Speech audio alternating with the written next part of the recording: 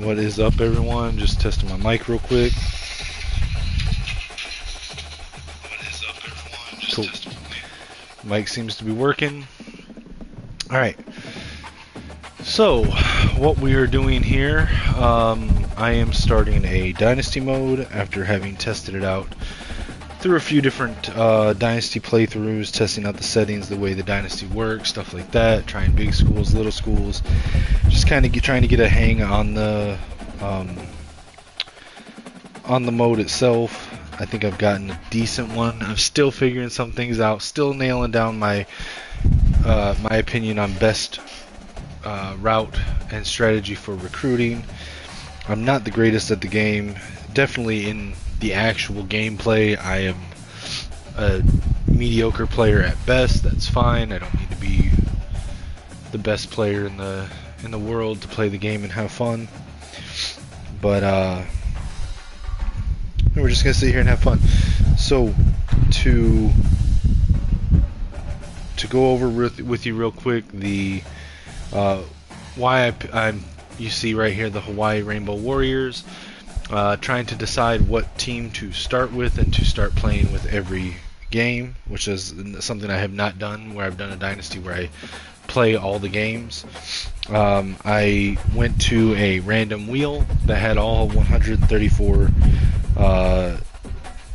teams on it. I spun the wheel 133 times, removing the team that was selected until there was only one remaining, and the last remaining team on that wheel spin was the Hawaii Warriors. So that is the team that I am going with. It is I'd say a mixed bag. I like the Warriors. I like their team. I like their uniforms. I like their pre-game ritual, the haka dance. I love that. But it's going to be difficult because in my experience, the best recruiting tool that a smaller school has in a rebuild is the proximity to home pitch. I don't expect the proximity to home is going to be a very effective pitch with 99% of the prospects being in Hawaii. I'm not going to be near anybody else's home unless they're from Hawaii.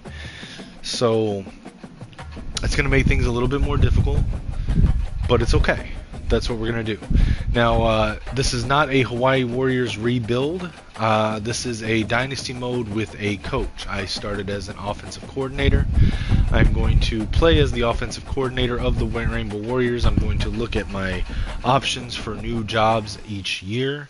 And when I see one that I feel like is an upgrade that I would want to take, I will take it. So I don't know if that means I'm going to be on the Hawaii Warriors coaching staff for 1 year or for 10 years. I don't know. We're going to just play through it and see where it goes. So just give me a moment here. Just getting the link put out there in a Discord. Alright. So let's first spend our first 5 points of coaching talent points.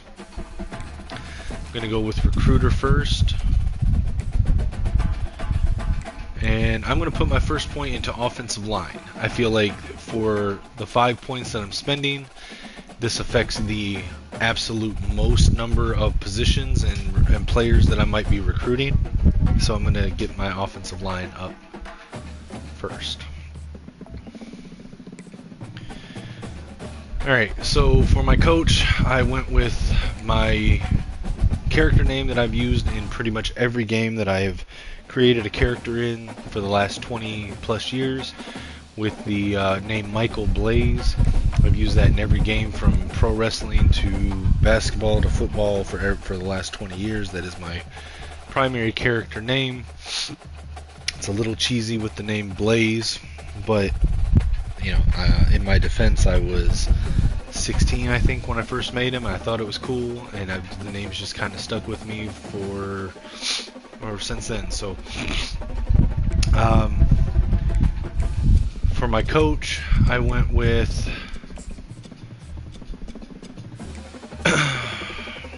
I went with alma mater being Michigan Wolverines. That's my favorite team. That's where I'm from.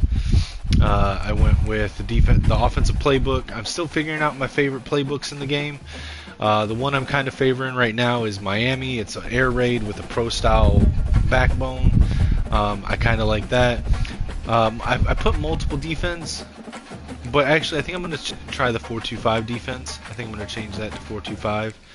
I just like in theory 4-2-5. I know that I like playing with the multiple defense, but we're gonna play with the 4-2-5. Pipeline, I go with South Florida because I like the really fast athletes, the really fast skill position, wide receiver, corners, running backs, and South Florida is, from what I understand, the leader in producing those fast prospects. So.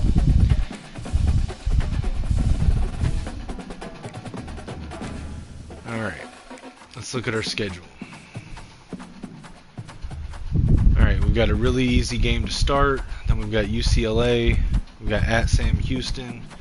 We have 2 FCS teams. That's interesting. I didn't think that that was possible. Although this is the FCS Coyotes. That is the trap team that everyone is having trouble with. So, because they're like ridiculously overtuned from what I understand. So we're going to replace them with the FCS Royals. UCLA is going to be a tough game. It's probably a loss right out the gate. Sam Houston, I've not played them yet, so that'll be fun. See, then we're going to go, when we start Mountain West Conference play, we've got play at San Diego State. That'll be tough. We play at home versus Boise State. It's not going to be an easy game. Here's a Washington State. Let me look and see if I can't get a little bit of an easier game here. Again, with us being early in our careers, I'm going to give me an easy game. We're going to go with University of Louisiana Monroe. Now, it's not because they are low rated that I'm taking them. It is because I have a very good friend whose favorite player is General Booty, who just recently transferred from Oklahoma to UL Monroe, I believe. I think that's where he transferred to. And I would like to see that player in action. Then we have Nevada, Fresno State, UNLV. Now see, I'm really disappointed with UNLV. I like the team in real life. I like Marion Brennan's offense, the go-go offense. I am a little disappointed that it seems like we got only a skeleton of the go-go offense in this game. We did not get the actual go-go offense playbook. If we had, I would probably be using that playbook. We got Utah State on the road, and then we end with New Mexico at home. So we'll see how this goes as a 1.5 star school. I think this is going to still be a challenging season, a challenging schedule. We'll see how it goes. Let's look at our recruiting board. So, in our recommended, it looks like we don't have anything better than a 3-star. Now, I'm going to stick mostly to the recommended tabs and our pipelines. I would like to at least take a swing on 1 or 2 higher rated ones that we have pipeline connection to. So let's see what options we have here.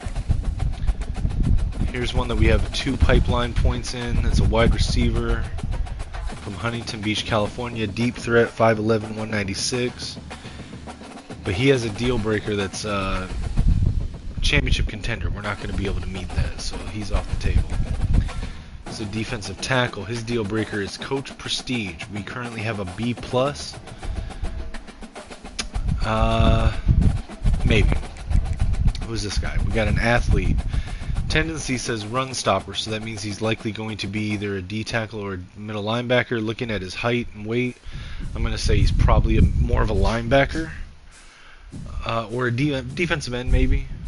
But again, 6 foot tall, to me, says linebacker. This guy's a power rusher, 6'4", so that could be D tackle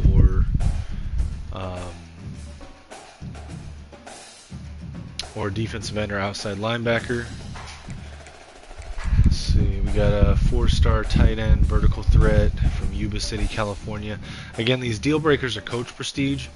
We'll go with that if we need to. And again, with not having proximity to home as a good pitch, we might have to. But coach prestige is a little bit volatile. It can change pretty easily in this. So I don't like the idea of relying on it too much. But it looks like all these guys that we would be able to take a swing at has that. Oh, okay, here we go. Salisi Madden. The names on this game are something else. I'm going to try to get them as best I can. But Salisi Madden, out of Spring, Texas. We only got one in on a pipeline with him. But he's 6'4", quarterback, improviser. I think we're going to take a shot on him. Because his deal breaker is playing time, he can come in and be the starter right from his freshman year. I think we're going to try to look for one more guy.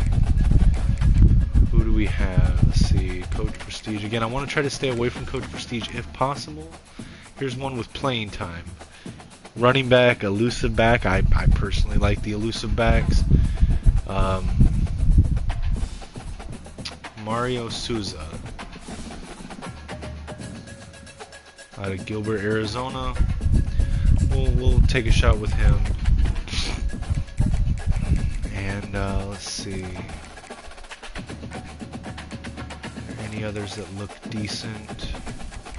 Don't have a. Here's another playing time. Another elusive back. Yeah, we'll add him to the board. All right. Outside of that, we're going to look at recommended and with our pipelines. So all these 1-stars have us first, of course. We can always come back and get the 1 and 2 stars later. We're gonna try for some of these 3 stars. Again, we're a 1.5-star school, so it's gonna be a little bit tough going at first. Let's take a look real quick at our team needs. So according to this, we're going to need 3 quarterbacks, 2 wide receivers, 2 left tackles, 2. Okay. That's 3 tackles and 4 guards. So according to this, 3 QBs, 2 wide receivers, 3 tackles and 4 guards. So let's get some of these added to the roster. So let's look at recommended. We'll go QB. No, we already added the 1 QB to our board. Carl Sapp. We don't have any other 3-star QBs on our recommended. I think we added the 1. Yeah, we did. We added the Madden guy as a quarterback. So let's look for one more. Let's see. Who do we got here? We got. Me personally, I like the field generals, but I'm okay with scramblers or improvisers as well. That's a JUCO guy. No pipeline to him. Estrella has a pipeline. He's a field general from Mesquite, Texas, 6'4", 208. Yeah, I think we'll try Estrella. We'll add them to our board. All right, wide receivers. We needed 2. Let's see. So we've got a couple 2-star options. Marco Franco, John Castillo, Howie Manhertz, and Keyshawn Spriggs. They're all physical receivers. If I'm going to go physical, I want taller. So let's add John Castillo, 6'4", 191. If we have to look at some 1-stars, which is it's not gonna be great, but I mean, I guess we come back to the 1-stars later. We'll just add a couple of these 2-stars. Let's see. So we have a pipeline for Franco, so we're gonna take Franco. Now Now we need 3 tackles and 4 guards on our board. With 3 stars, we have a couple with pipeline connections, so let's start there. Let's see. We'll go with Michael Allen, a pass protector. We'll go with Jason Zimmer, an agile tackle. We'll add Greenfield because we've got 2 different points there, pipeline points. Let's see, we got Delonte Keener, Kojo Iwuagwu. I don't see a lot of difference between them. Iwuagwu's slightly higher rated, so we will add him. Alright, what do we need on defensive side? We need a lot. So we're going to need 5 corners. That's concerning. We've got 8 total, but 5 of them are seniors, so we're going to need 5 corners going into next year. So let's start in the defensive backfield. We need 5 corners, we need 2 free safeties, and 1 strong safety. So let's see, recommended, we'll go to corners.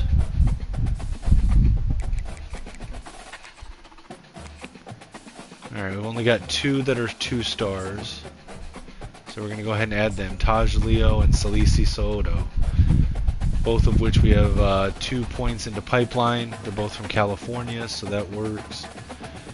Let's look at athletes. See if we have any athletes that are interested that might be... those are elusive backs, scrambler. Okay, so those are running backs and quarterbacks there. So we're going to need some corners. But I'm just going to add the 2 stars right now. We'll come back and get the 1 stars later if we need them. We also got to remember that we're going to have access to the transfer portal at the end of the season. So, free safety, we've got 1 3-star here. Braden Vaughn, a zone safety out of Red Oak, Texas. 6 foot, 193. For strong safety, there's a couple different options here.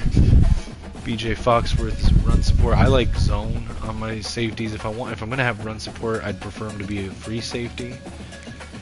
So I'm gonna add Mashoud Ficken and Kenya Eligwe.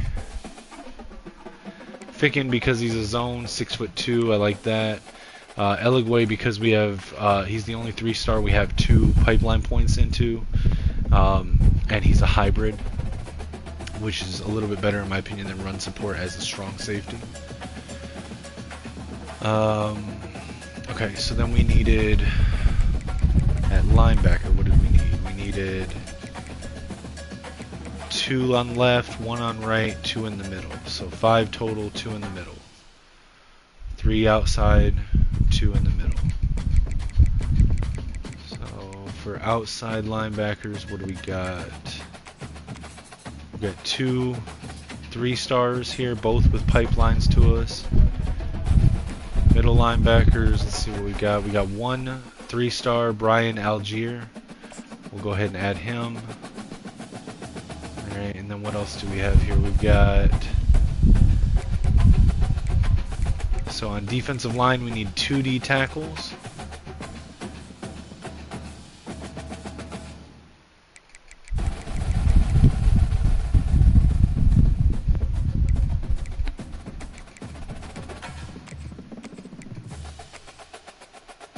Alright, there's 2 3-stars. We're going to add both of them.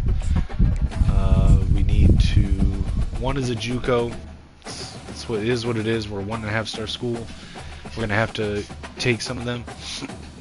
Okay, so now I am going to actually... I'm only going to focus on the first 21 prospects on our board. Like, they're the only ones that are going to get any kind of heavy time.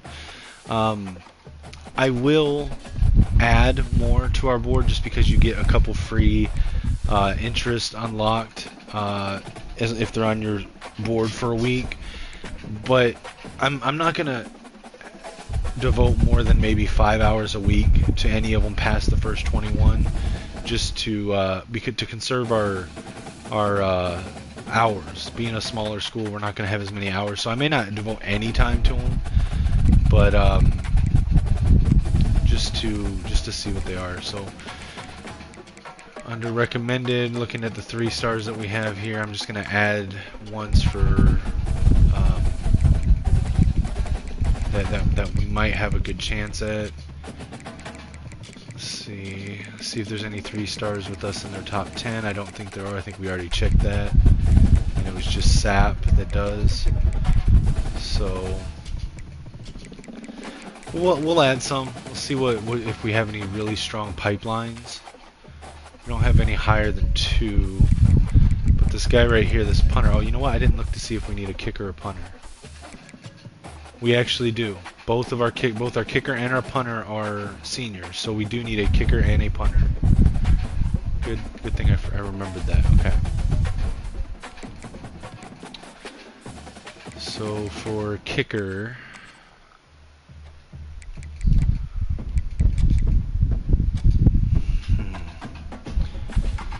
none of these guys really have us in their top.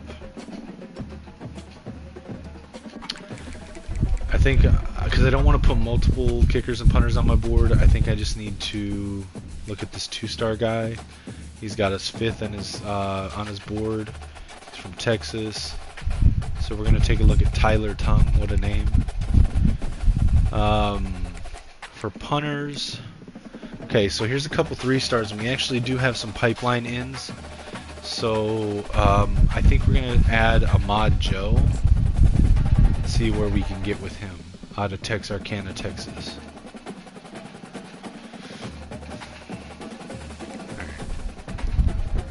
So I'm going to focus on the 23 recruits. I'm actually not going to add anyone to the board because any of the 3 stars, they don't have us in their top. It's just going to be a waste of time. I think. I mean, I guess we could add some. I don't know. Let me see how many hours we have after I send out the scholarships to the ones I have on the board. I think it's kind of a waste of time, really, to scout, because we don't have the luxury of saying, "Oh, this guy's a gem, this guy's a bust, we don't want him." I think we just have to. We're so limited on the number of players that are actually interested in our school, that we just need to take what we can get right now and hope that we can develop them and get some results on the field that will get us a little bit better recruits in future seasons.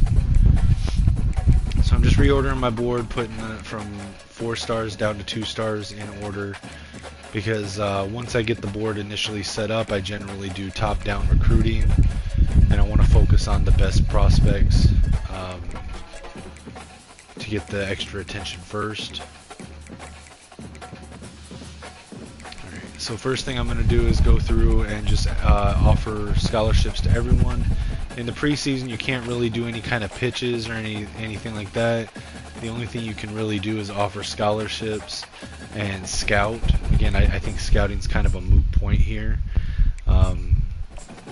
So I'm going to see how many hours I still have after I offer all these scholarships, and if I have enough, I may add a couple more people on the board just to offer them scholarships and see if that moves us up on their board into their top 10s, top 8s. But I'm not expecting it.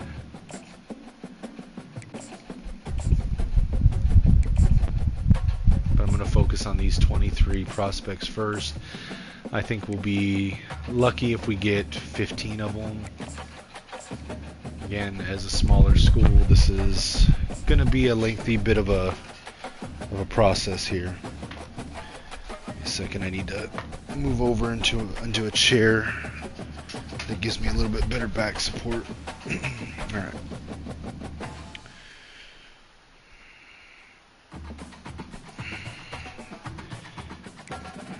Let's see. Marco Franco. What a name. Some of the names in this game, man, like Tyler Tongue. Come on. The funniest ones I've seen so far, I've seen one that's name was literally Paul. First name Paul, last name also Paul. And then I saw a guy whose last name was Mama, so where it shows his first initial and last name was Damama. I had a middle linebacker whose name was Lecurcaker, which was fun name to say. Let's see. So 3 stars. We're just gonna add some 3 stars to the board. Again, just to see if we move up into their top. We'll add Keener. We'll add Harvin, Yaboa, Driscoll, Darius, Bakiela, Foxworth, Burnett, Coat, Salam, Alube. I think we'll leave it at that. Again, I'm just gonna offer them scholarships here. I'm not really gonna focus on any after Tongue unless they're still there once we kind of got the remaining ones of our initial 23 in hand. But you never know what can happen. Some of these guys might not get offers from other schools.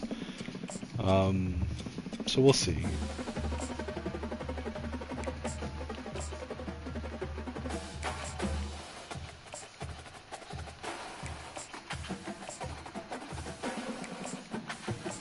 Alright, so I've got 330 hours here. I guess I will scout just from the top down. But again, I wouldn't do this if I needed the hours. I think it's kind of a moot point at where we're at with our school right now.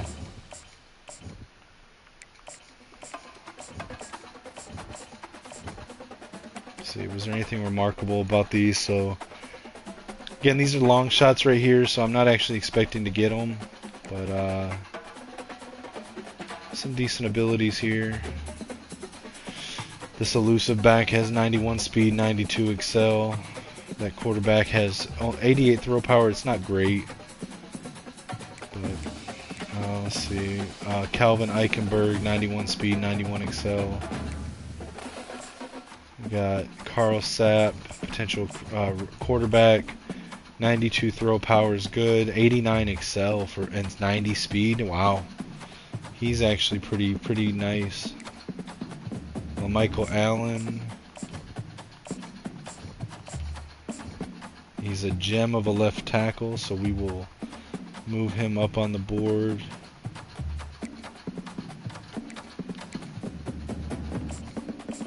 Jason Zimmer, left tackle. He is also a gem. Man, would it be nice to get Allen and Zimmer to anchor our offensive line, right? Lorenzo Greenfield.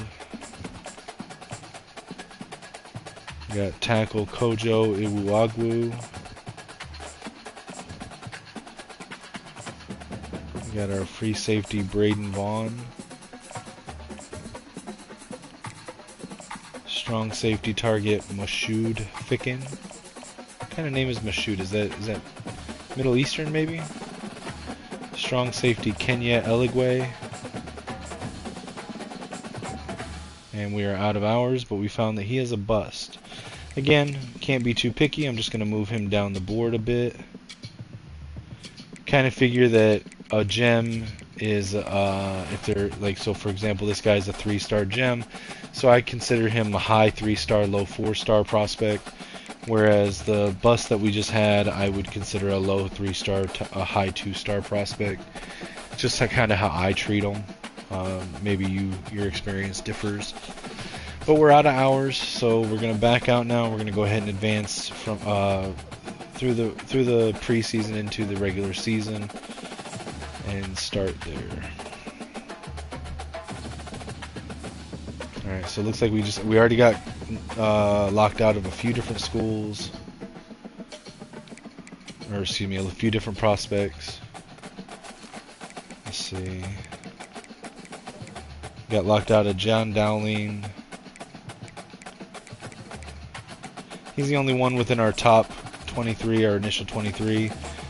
The other ones that locked us out were the ones we were just kind of looking at, maybe. But I don't expect to get any of them. Okay, so like this one, Salam, he's probably not. Because he's got a scholarship offer from Texas Tech. Burnett, maybe we can. Nobody's offered him, so maybe he'll fly under the radar. Batsiella also has from Texas Tech. Now this guy doesn't have any offers except ours, but if you see, we still haven't moved up into the top 10. He's aiming for some of the pretty big power schools, so we'll have to see where that goes. This guy's got an offer from Fresno State, so I doubt we'll make any progress on him.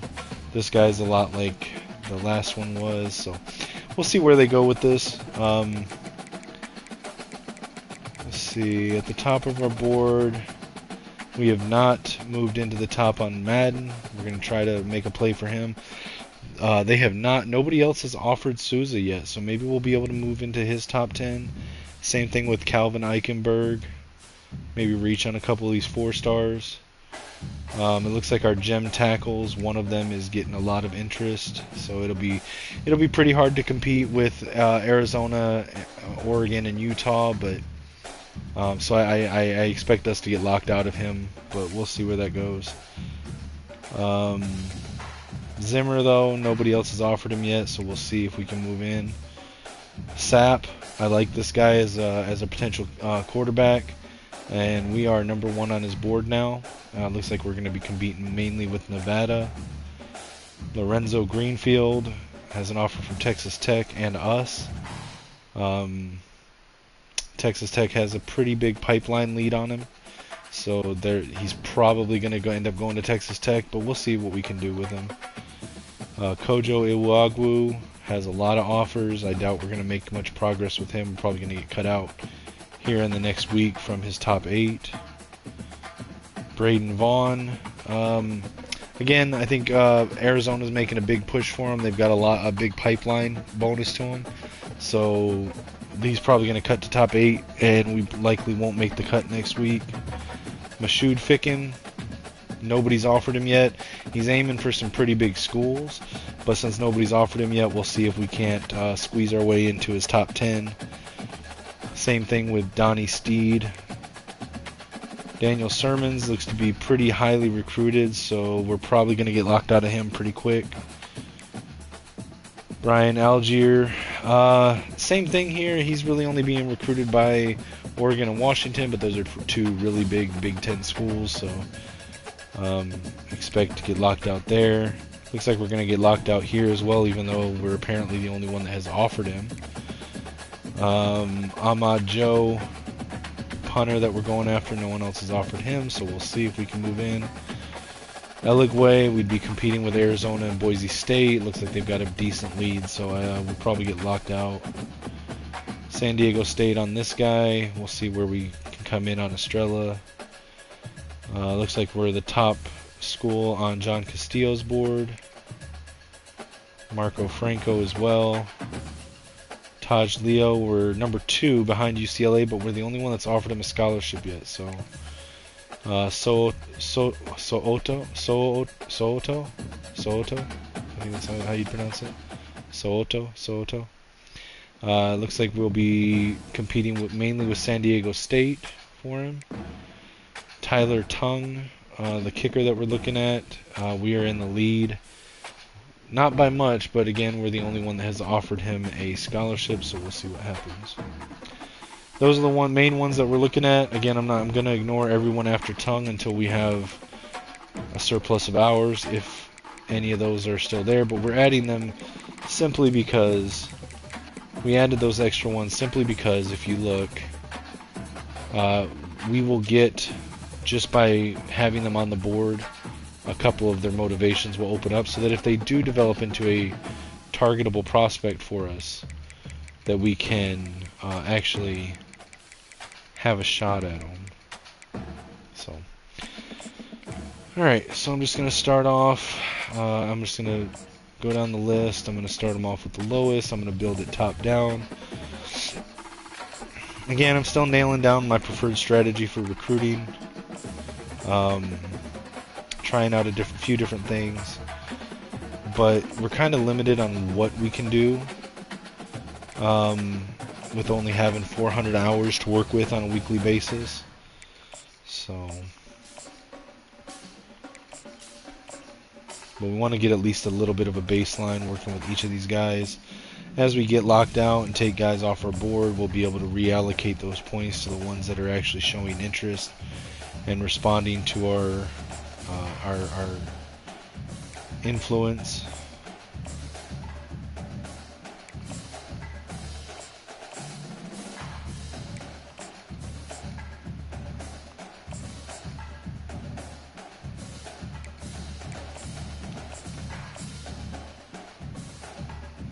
I'm actually going to move Tongue up a little bit. I'm going to move him up above Eligwe because he is a kicker and we are going to desperately need a kicker. We need to get him and the punter.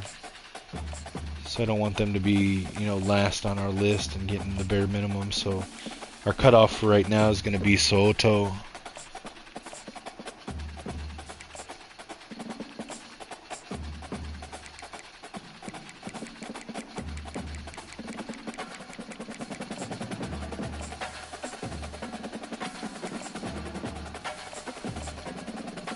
Now, something I've been made aware of by another creator, you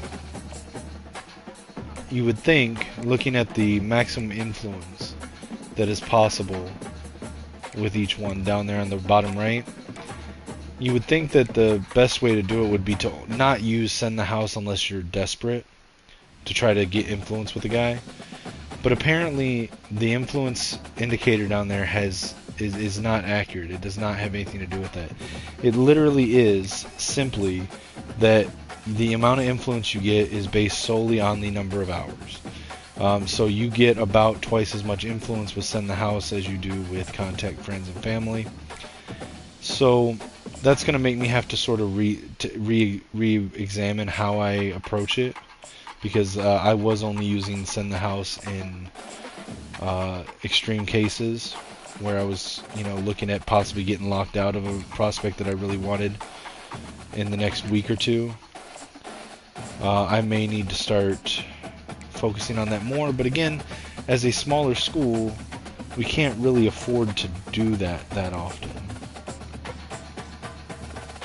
because we have a lot of needs that a lot of holes that we have to fill, and not a lot of hours to be able to do this with. I expect we're going to have to come back in and backfill a lot of our recruiting board with 1 and 2 stars after we get locked out of a few of these guys.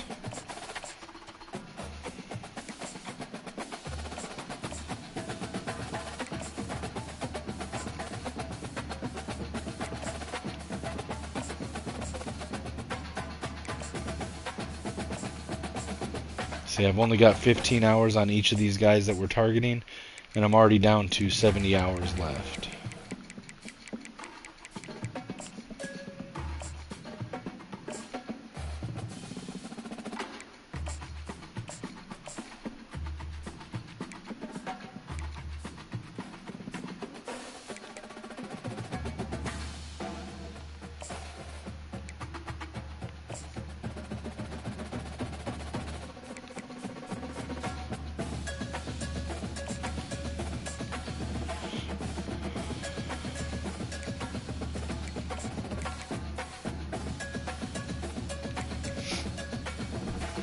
So just gonna up the hours on these guys.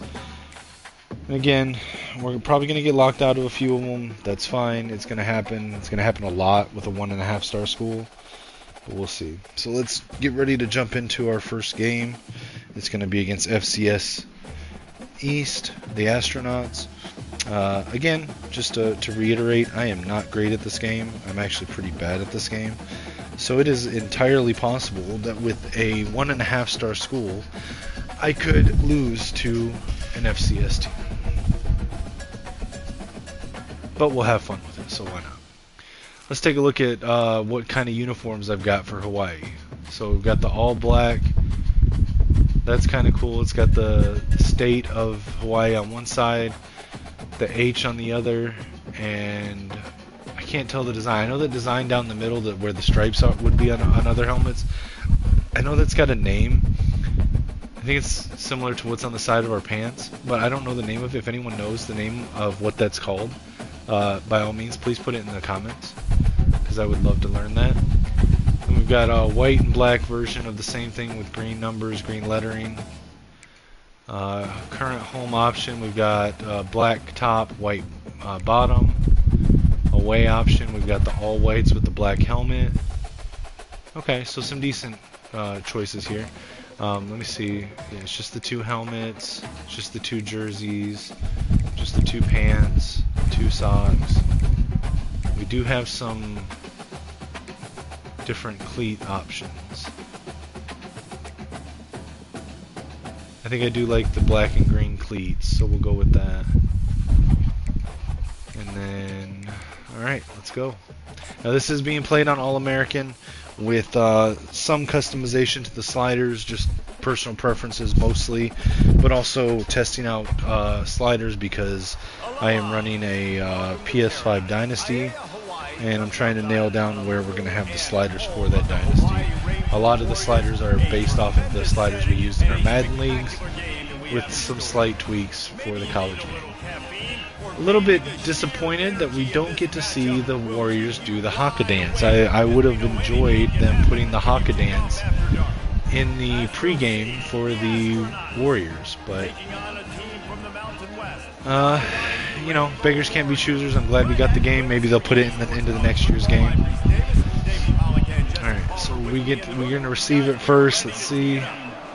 It's my first time playing with Hawaii, and again, I'm pretty bad at this game. So if I mess up, I mess up.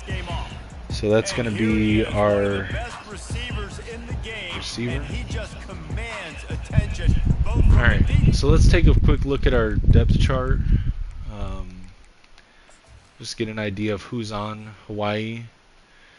So it looks like our starting quarterback is Braden Shager, a senior. He is a field general, 6'3", 225, out of Dallas, Texas. Unfortunately, we're going to lose him after this year, so that sucks.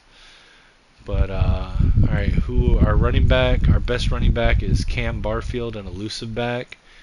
He's got a 91 speed and a 97 acceleration. That's pretty good.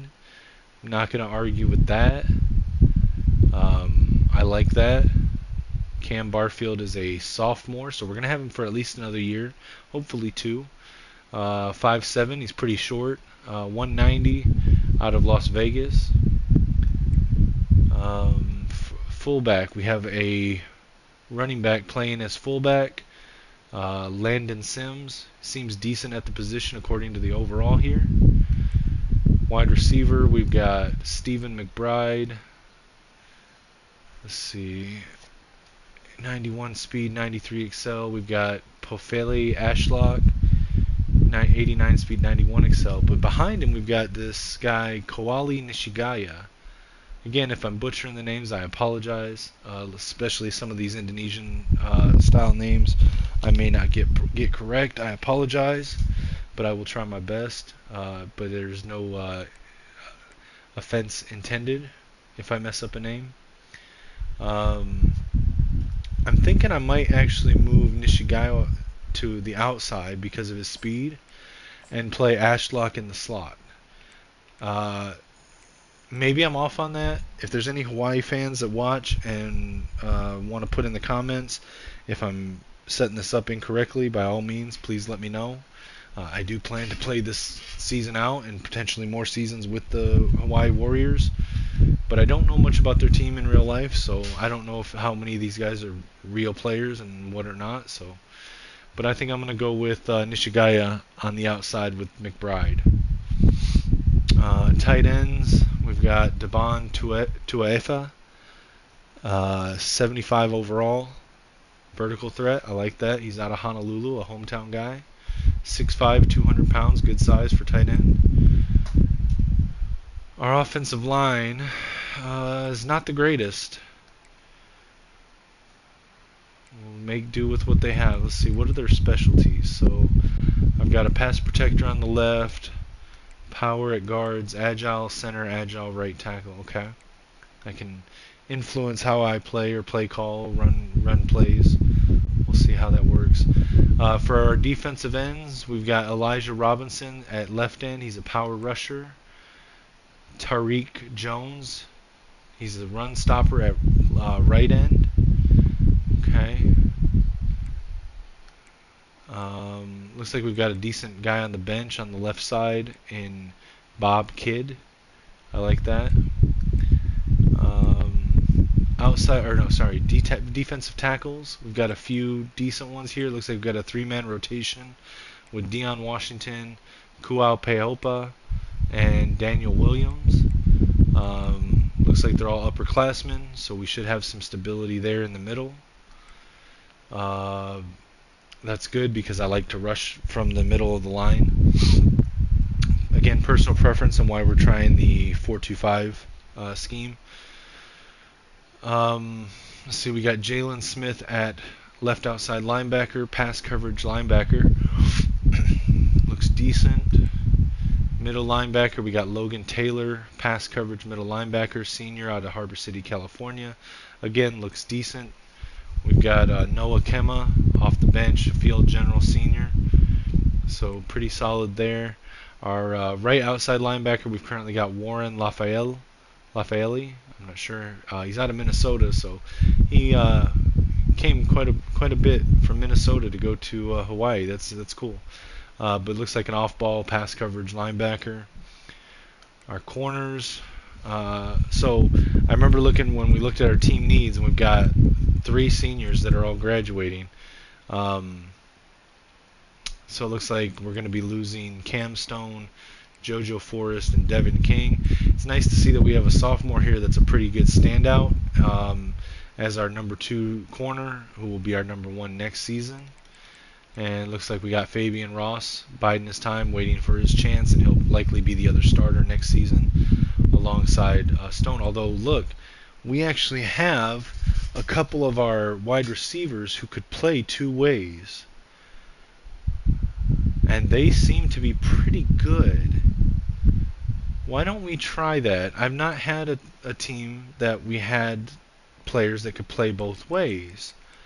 So you know what? That's something unique to college and unique to this game. So we're going to go ahead and do it. Even if it's not that smart of a thing, we're going to do it. We're going to bring McBride and Ashlock up.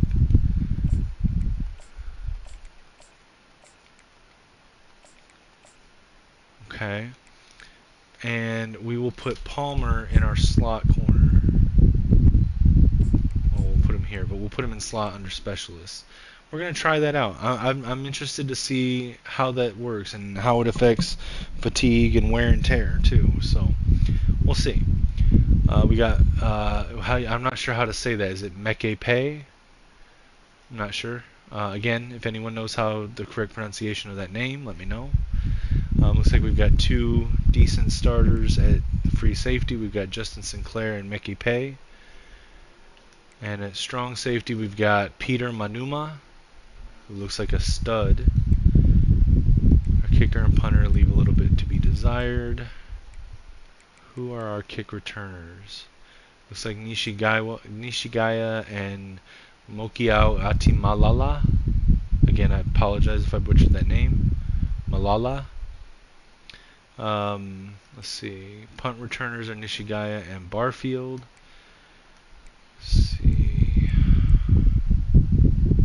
Looks like we're going to have a little bit of a rotation with the backs, with Landon Sims and Christian Vaughn coming in as well. Our slot receiver, is that Nishigaya? I think we said we were going to, I think we put Nishigaya at the other outside, right?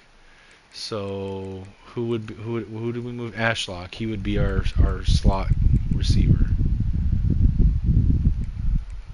So let's bring Ashlock up here, and then we'll put Perry. We'll do it that way. Who's this Crowdis guy? Deco Crowdis Jr. Huh. Okay. Alright, yeah, so we'll go with that. Rush left end. This looks alright. Who's our rush right end? So it's Tariq Jones. So we'll go with, we'll put Smith here as the 3rd string there. And we'll put Smith as the third string here. Rush defensive tackle. It looks like Kuo Peopa is listed here. Looks like he's our best pass rush DT. Alright, so in our nickel and dime sets, I generally like to drop safeties down into this. So let's put Manuma dropping down into for our dime packages. We'll leave Logan Taylor there. Slot corner, who did we say that was going to be? I think it was going to be Palmer, I think. And then our slot corners would be Stone and Forrest. Alright, so let's go with this. Let's see how this runs. We'll have some fun with this.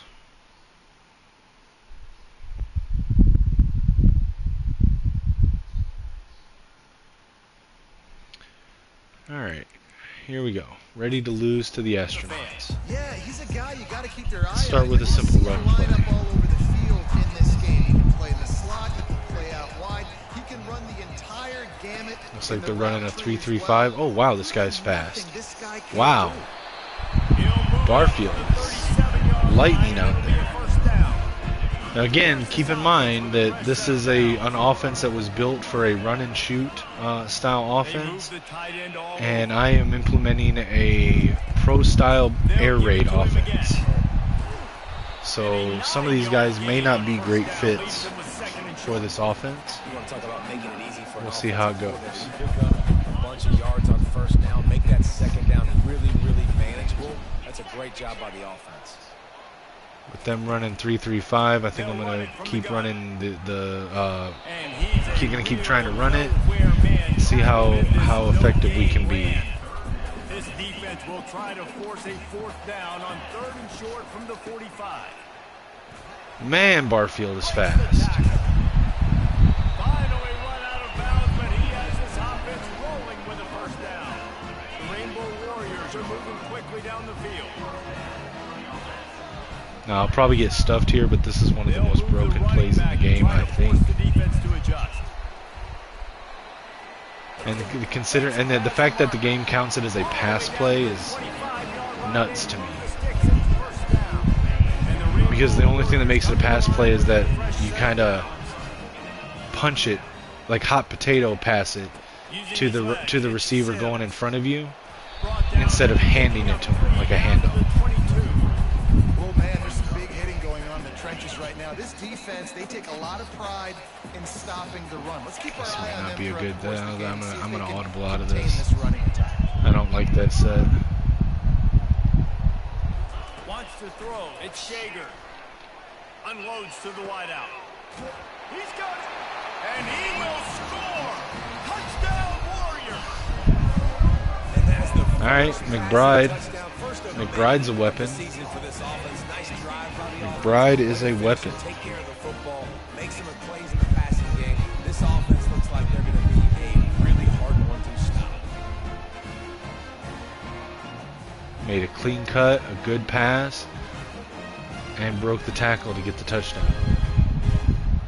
All right, let's do this kicking. I know kicking's not the most fun thing in this game. And the extra point is good.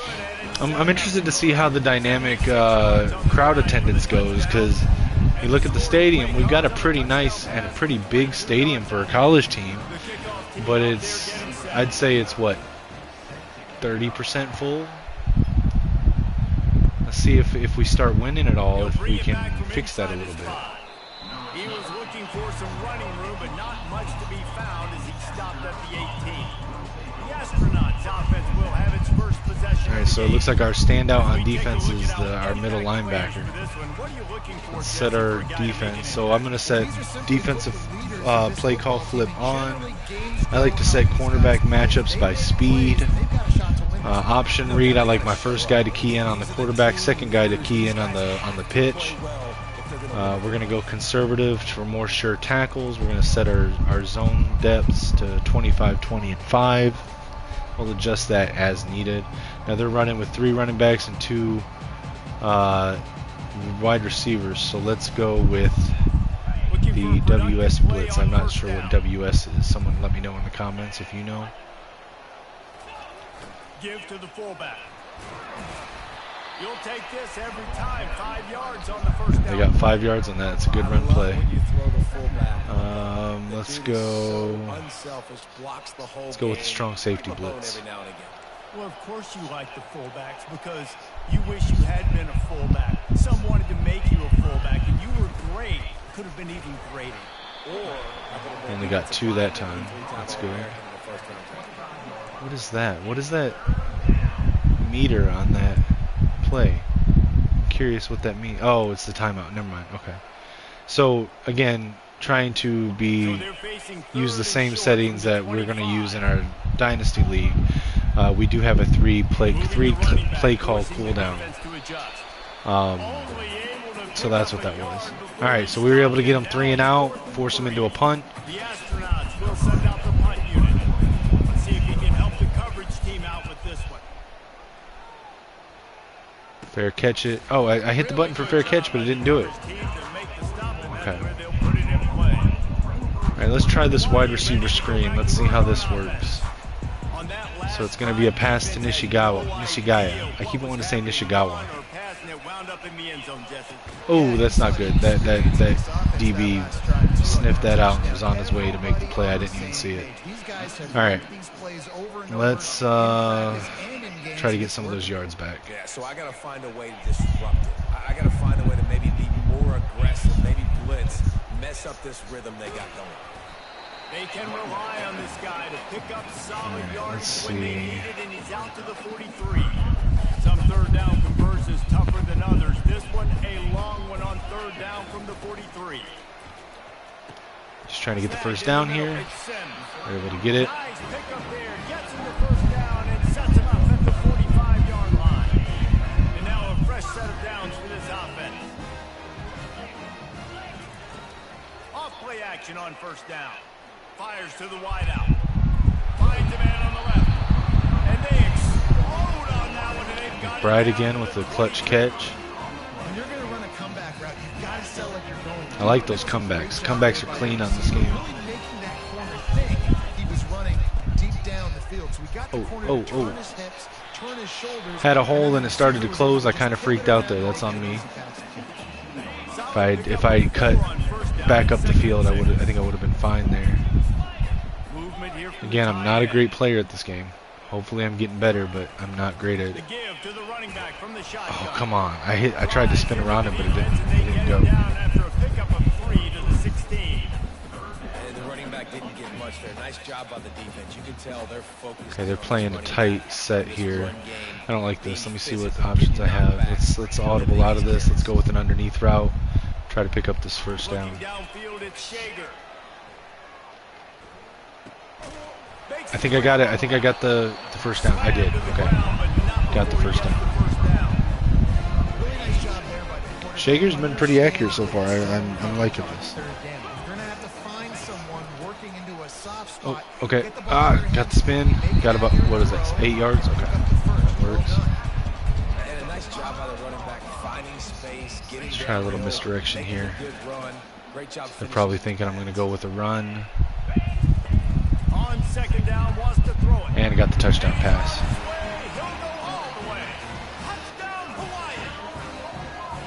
I think you love starting the year off with some momentum, and that's exactly what this offense is doing. They're firing on all cylinders, defense doing their job as well. This team getting out the gates to start the season in great fashion. Nishigaya is coming in pretty clutch as a slot receiver for us. Or no, Nishigaya is the one we moved up to outside, right? Yeah. They'll try to add another to their lead. And the extra point will tack another one onto this lead. All right, we're up 14-0. Let's see how this goes. Kick it off. come away with a hard-fought victory in Reno. It wasn't one coaches will point to the rest of the way as a perfect 60 minutes of ball, but it is a step in the right direction. Right, they're coming out with 3 running backs, 2 receivers. In college football, where one team will Try to see if we can get a blitz off on them. and the other heads home, licking its wounds. Hey, Kevin Connors keeping an eye on everything all over the country. Sounds like they had a good one there. Oh, come on, get him, get him, get him. Oh, wow. Pass Wow. mistakes, and he may get more. Wow. Got a lot of running room. Wow, he just He's at the 30. faked out my whole defensive And line. he glides into the end zone easily, but this one might be coming back. Oh, it's getting brought back on holding. Wow. Yeah, I've got to accept that to negate the touchdown, my boy. Turned sour quickly after they saw that flag, All right, and it let's wiped out see. the big play and the touchdown. Going with a little bit bigger set here, so let's go with the cover 6 The trap. offense set for a first down play. Playing under center. Let's see if we can get advantage on that. Running back goes in motion. He'll ride his man on the option. 1-step wrap, 2-step squeeze. This junior knows how to get him on the ground. 3 receivers. They're going pass. So let's go dime package. Let's do a Tampa 2 dime Went rush. to the running game on first down. Now here they come again. Goes to the option. Oh, wow, they went option. Wow. And he'll be smacked to the ground. They got me on that That's just one. on the defense. I'm sorry. Fullbacks are not supposed to be able to rip off big runs like that. The defense, they better do a better job tackling as this game goes on. It's an interesting set here. Motion from the offense. Just going to keep it after the snap. Oh, he fumbled it. Did we get it? I think we recovered it. Oh, looks as if the defense got it. We did. He's brought down, and this defense Hey, gets the recovered ball it. back for its Nice. own. All right. The Hawaii offense returns to the field. Boy, David, they would love to stack another touchdown on top of that last drive. And this offense did such a good job on the last drive. Everything in rhythm, moved the ball down the field, didn't make those mistakes, Jesse, and they need to do it again on this one. Yeah, you're right. They had the defense on their heels. You wonder what sort of communication is going on that sideline. What sort of changes were they able to make, because they got to stop the bleeding right now. Guys, it is Hawaii who will carry the lead to the quarter break. Really strong performance so far to be able to build a lead here in the first period as we look at the stats. Now to see if they can answer this early blitz here in the second quarter. They'll break the seal on this quarter here on first down.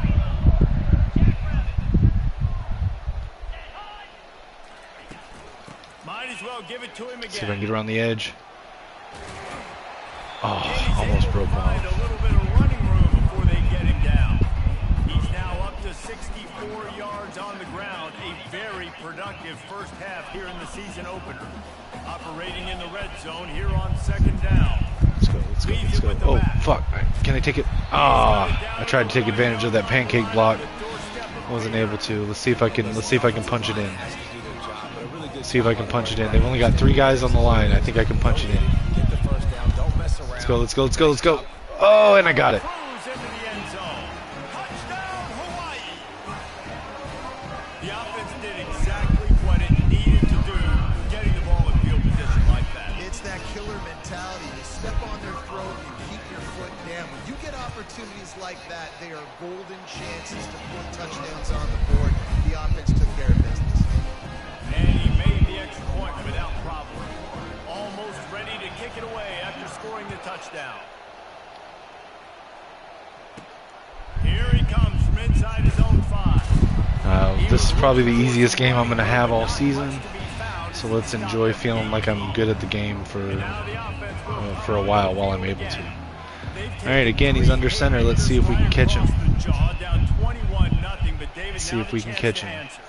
And this defense has been suffocating. Oh, This is so oh, come on, good. come on, You come got on. the answers early, man. Just ran right through our line. You got to find some plays quickly here to try to make It's weird, man. I feel like run blitzes are not working in this. Like every time I run blitz and they run it, it's just like he goes right through the line. Great play to finally wake this team up and get them back some momentum. And a lot of times you want those big plays. You Let's want those go. splash plays. But sometimes you're going to take some losses. You're not going to run the football overly well. But if you continue to run it, you can at least create some Got him. There we go. That's how it's supposed to go. That's how a run blitz is supposed to go. 3 wide receivers. Let's go nickel. Let's go with Tampa 2. If they can convert here, that type of play can really give you a shot of momentum. On 3rd and long, try to convert through the air. Hit him as he threw. He got smacked just as he released the pass. It's incomplete. And the astronauts will bring the punt team onto the field. Great job by the defense dialing up some pressure on 3rd down. They hit the quarterback and forced the incompletion. He'll field the button and see what he can get. They make the stop, and that is exactly what you want out of your punt cover unit. Hawaii has it back as they send the offense onto the field. Coming out on 1st down with the play fake. That was a bad throw. I knew it as soon as I hit the button. He's lucky to get that one back. Almost intercepted. Ball still spotted at the 34. See if I It's can catch 2nd him and 10. with the run. But I don't like it to that side. I'm going to switch it to the left side. Can I? Okay, there we go. Handoff to the lone back. Go, go, go, go, go. Use your speed. Use your speed. There we go. Oh, spin. There we go. Got the first down. They've got it to the 49-yard line, and they'll move the chain. And here on 1st down, let's see if they keep it on the ground. Motion by the back forces the defense to adjust.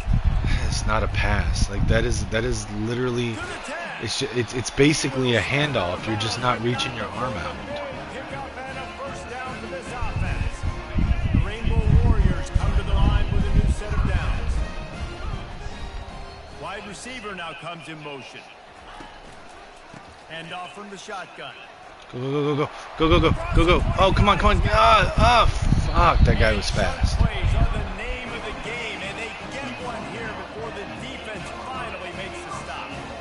What a run. Great speed, great vision, elusiveness, and Davies tackled down close to the goal line. Yeah, this offense, when you can run the football like this, man, you will have success, especially in the red zone, trying to get touchdowns. And he'll glide his way. Did I get in? Touchdown, Rainbow Warriors. Precision blocking up front created the open lane, and the running back followed it beautifully. Yeah, it's pretty easy to follow an offensive line that makes those holes and just gives you a caravan all the way to the end zone. What an unbelievable job blocking up. Okay, so this game is a lot easier than what I expected it to be, but again, we're playing against FCS East, so it is what it is.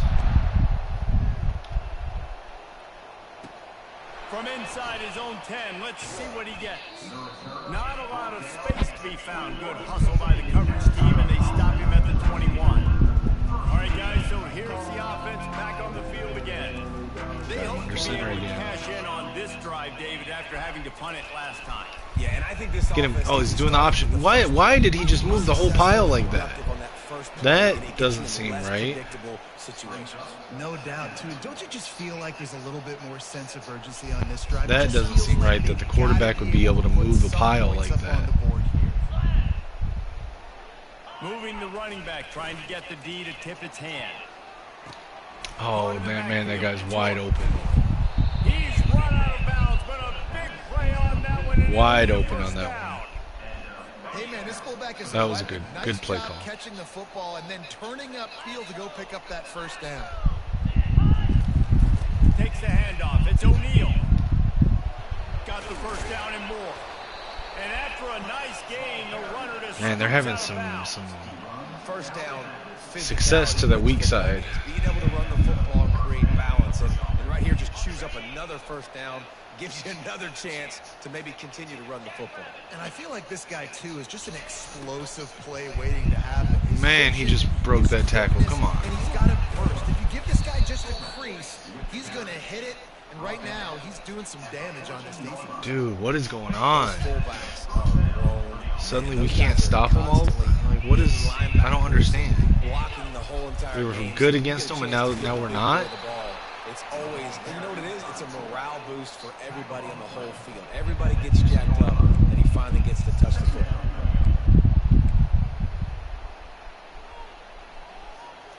Going to work on 2nd down in the red zone is still some ground to cover to pick up that 1st down.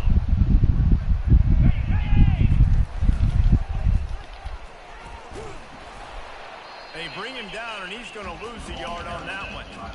The The defense really gets it. They understand what's going on. The quarterback is a threat to run the football. I have to understand that. It changes the way I play defense. Am I going to have more speed on the field? Whatever I do, I got to make sure I do what they did right there. Focus in on the QB, lock in, and make sure he held him to a field goal. They'll try to get something out of this drive and kick the field goal here on 4th down. He splits to the uprights and puts 3 on the board.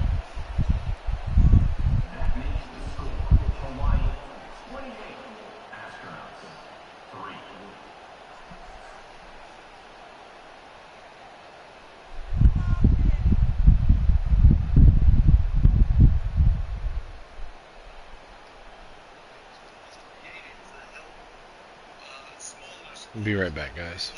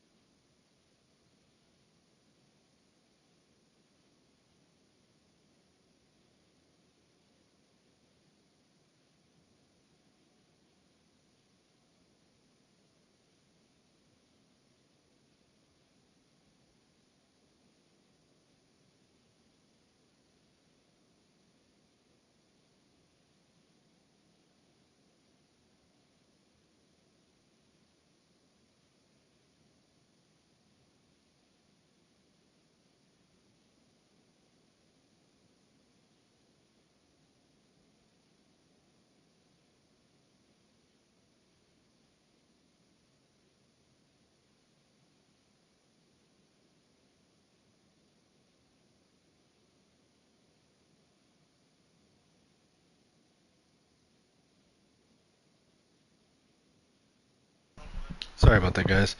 Had to handle some business with the some questions about the Dynasty League that I mentioned earlier.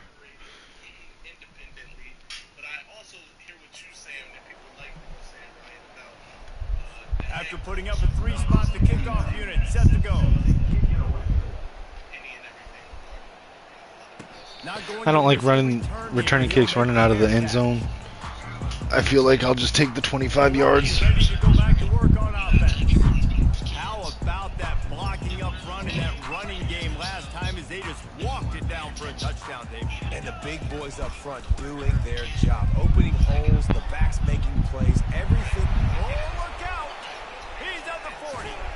He is feeling it. A huge play. Almost took it to the house, but they got him at the 24. After picking up this first down on on the ground. Let's see what they do. Looking for a man. It's Shager. Unloads to the wideout. Oh man, he jumped that route. Can't connect, but the flag flies, and I think this is going to be pass interference. Oh, they got pass interference on that. Okay, I didn't see it. He must have pushed him out of the way or something. I don't know. And the defender just way too handsy on that last play. You could see all the contact as the ball was in the air. He simply can't do it, and the referee's caught it.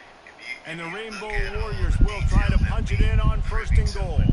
That they said, like, what else can he say? I can understand his analogy. Yeah, you get Looking to throw. your employee does Got it behind the line. but It's Sims. you have He is going nowhere. Stop at the line of scrimmage. I know a lot of people are going to look at that play and say, man, that was a bad play. Didn't gain any yards. But that could be the offense maybe setting something up. The play caller is going to remember that last play. He's going to remember how the defense reacted to it, made a quick tackle. They might pump that throw and then hit another player vertically down the field for an explosive play down the line. Just keep that in mind. On 2nd down, looking to throw. Quick completion on the out. They'll mark him down in the 2. The excellent execution on that throw and catch. And they've moved closer, and still they need 2 yards. 3rd and goal. Trying to barge in. All right, looks like I'm gonna have to settle for the field goal here. Go as that 3rd down play turned into a disaster. There's a timeout on the field. Tight game here late in the 1st half. And here comes the field goal unit. It's good. And now the lead's extended a little further. They keep pushing that lead out, and the kickoff team's getting some work. something concrete. I believe they would have did something before all harm. He'll start the return inside his 5. And the returner will be brought down. They would have did something before he left. Once he left, Now this offense will take the field again. there's no reason to keep digging because there was nothing there. You know what I mean? How far can Looking to go up top on 1st down. you And it's incomplete. If you're going to take a hit like that, you might as well hang on to the ball. Let's see what they've got on 2nd down. There have been teams that have done less and gotten less violations that end up getting hurt. After the incompletion, back to the passing game. Gets it out quickly. There's a timeout call as this offense tries to find a way to draw a little closer. 3rd and short, they've got them back up inside the 20, and the D can get the ball back here. From the gun, wants to pass. Oh, that was almost a tip pick. On 3rd down. Yeah, I like the aggressiveness on 3rd and short, trying to throw the football, take advantage of a look that they got. They weren't successful, and now it's 4th and short territory. Who knows what they're going to do? He'll feel the button. Look for Oh, go, go, go. Go, go, go, go, go, go, go. Oh, oh, he broke away. Wow. How about that special team? Wow. A dynamic, explosive return. The sliver of daylight exploding through it, just vaporizing. Man, Nishigaya, man, I am glad I moved him up into wide receiver. He is a weapon. Hand on those so quick, so elusive. Does such a great job making people miss, but still going full speed up the field to get all the way to the end zone and score a TD. And the extra point just tacks a little bit more onto this huge lead. Man, you just can't put a price on having a guy like that back there to return punts, and he turned that one into a touchdown. On the move from inside his 5. Didn't find any crease in that kickoff coverage, and he'll be stopped at the 17. And the offense heads out onto the field to get the drive started. So late in the half, this is really an opportunity, David, maybe to swing the momentum in their favor. Dang right. There's no time to be conservative. We're a little bit down. Listen, I just think this is a point with the offense that they can prove. Like, we're here, we're going to create something now that we can build on in the 2nd half.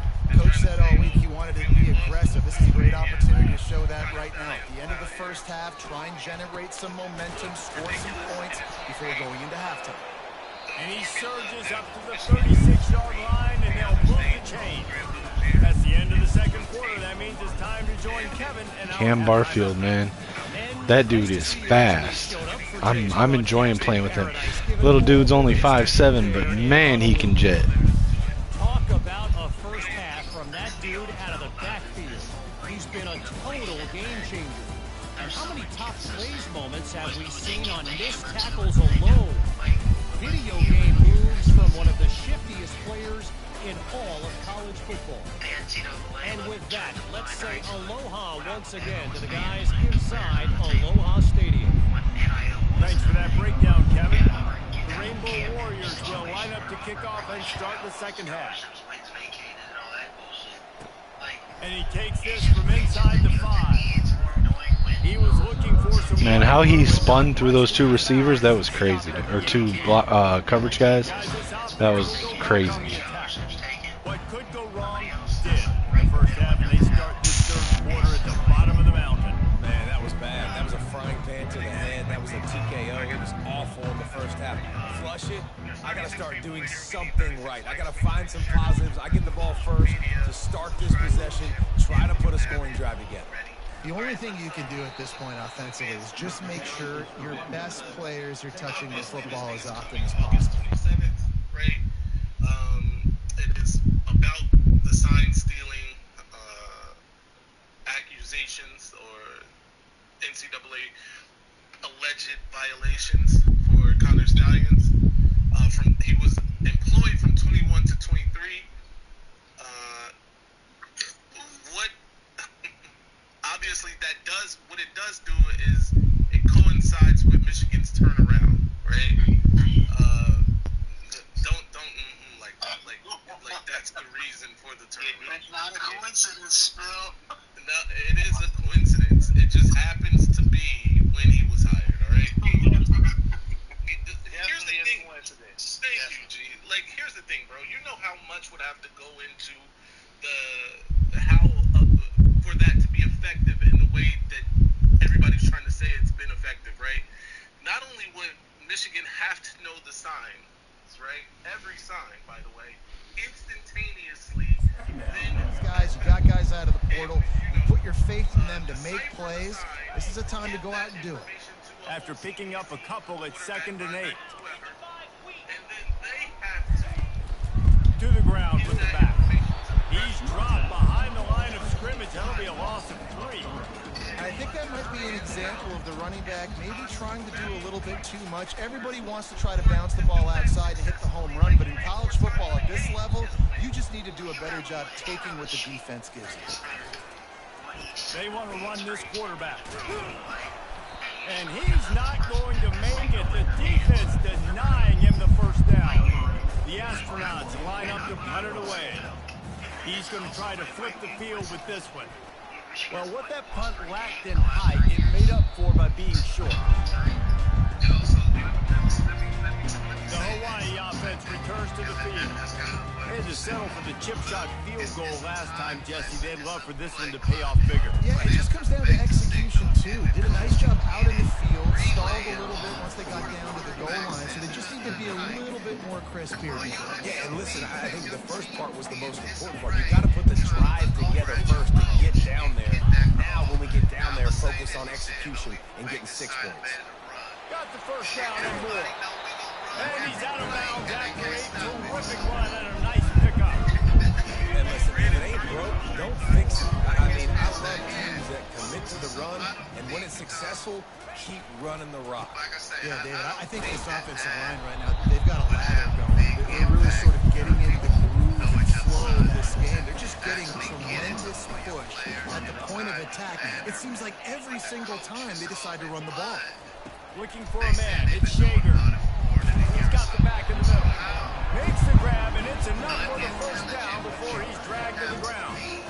Yeah, a great job by the QB finding the running back, get him the football where he can do some damage after the catch, and most importantly, get the first down.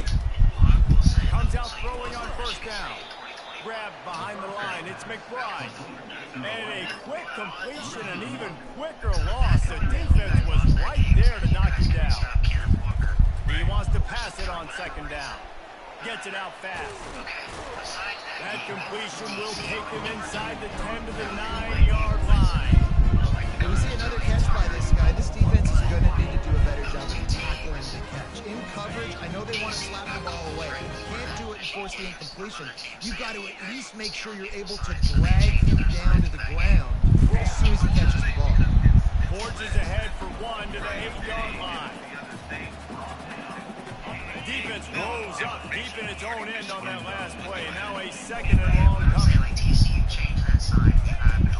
He'll run it up the middle, trying to pick its way to the end zone. Not much room. He gets 1 down to the 7. And this offense is trying to be physical inside the 5-yard line. I get it, but I tell you what, Palmer, this quarterback has earned some trust from me with the day he's had.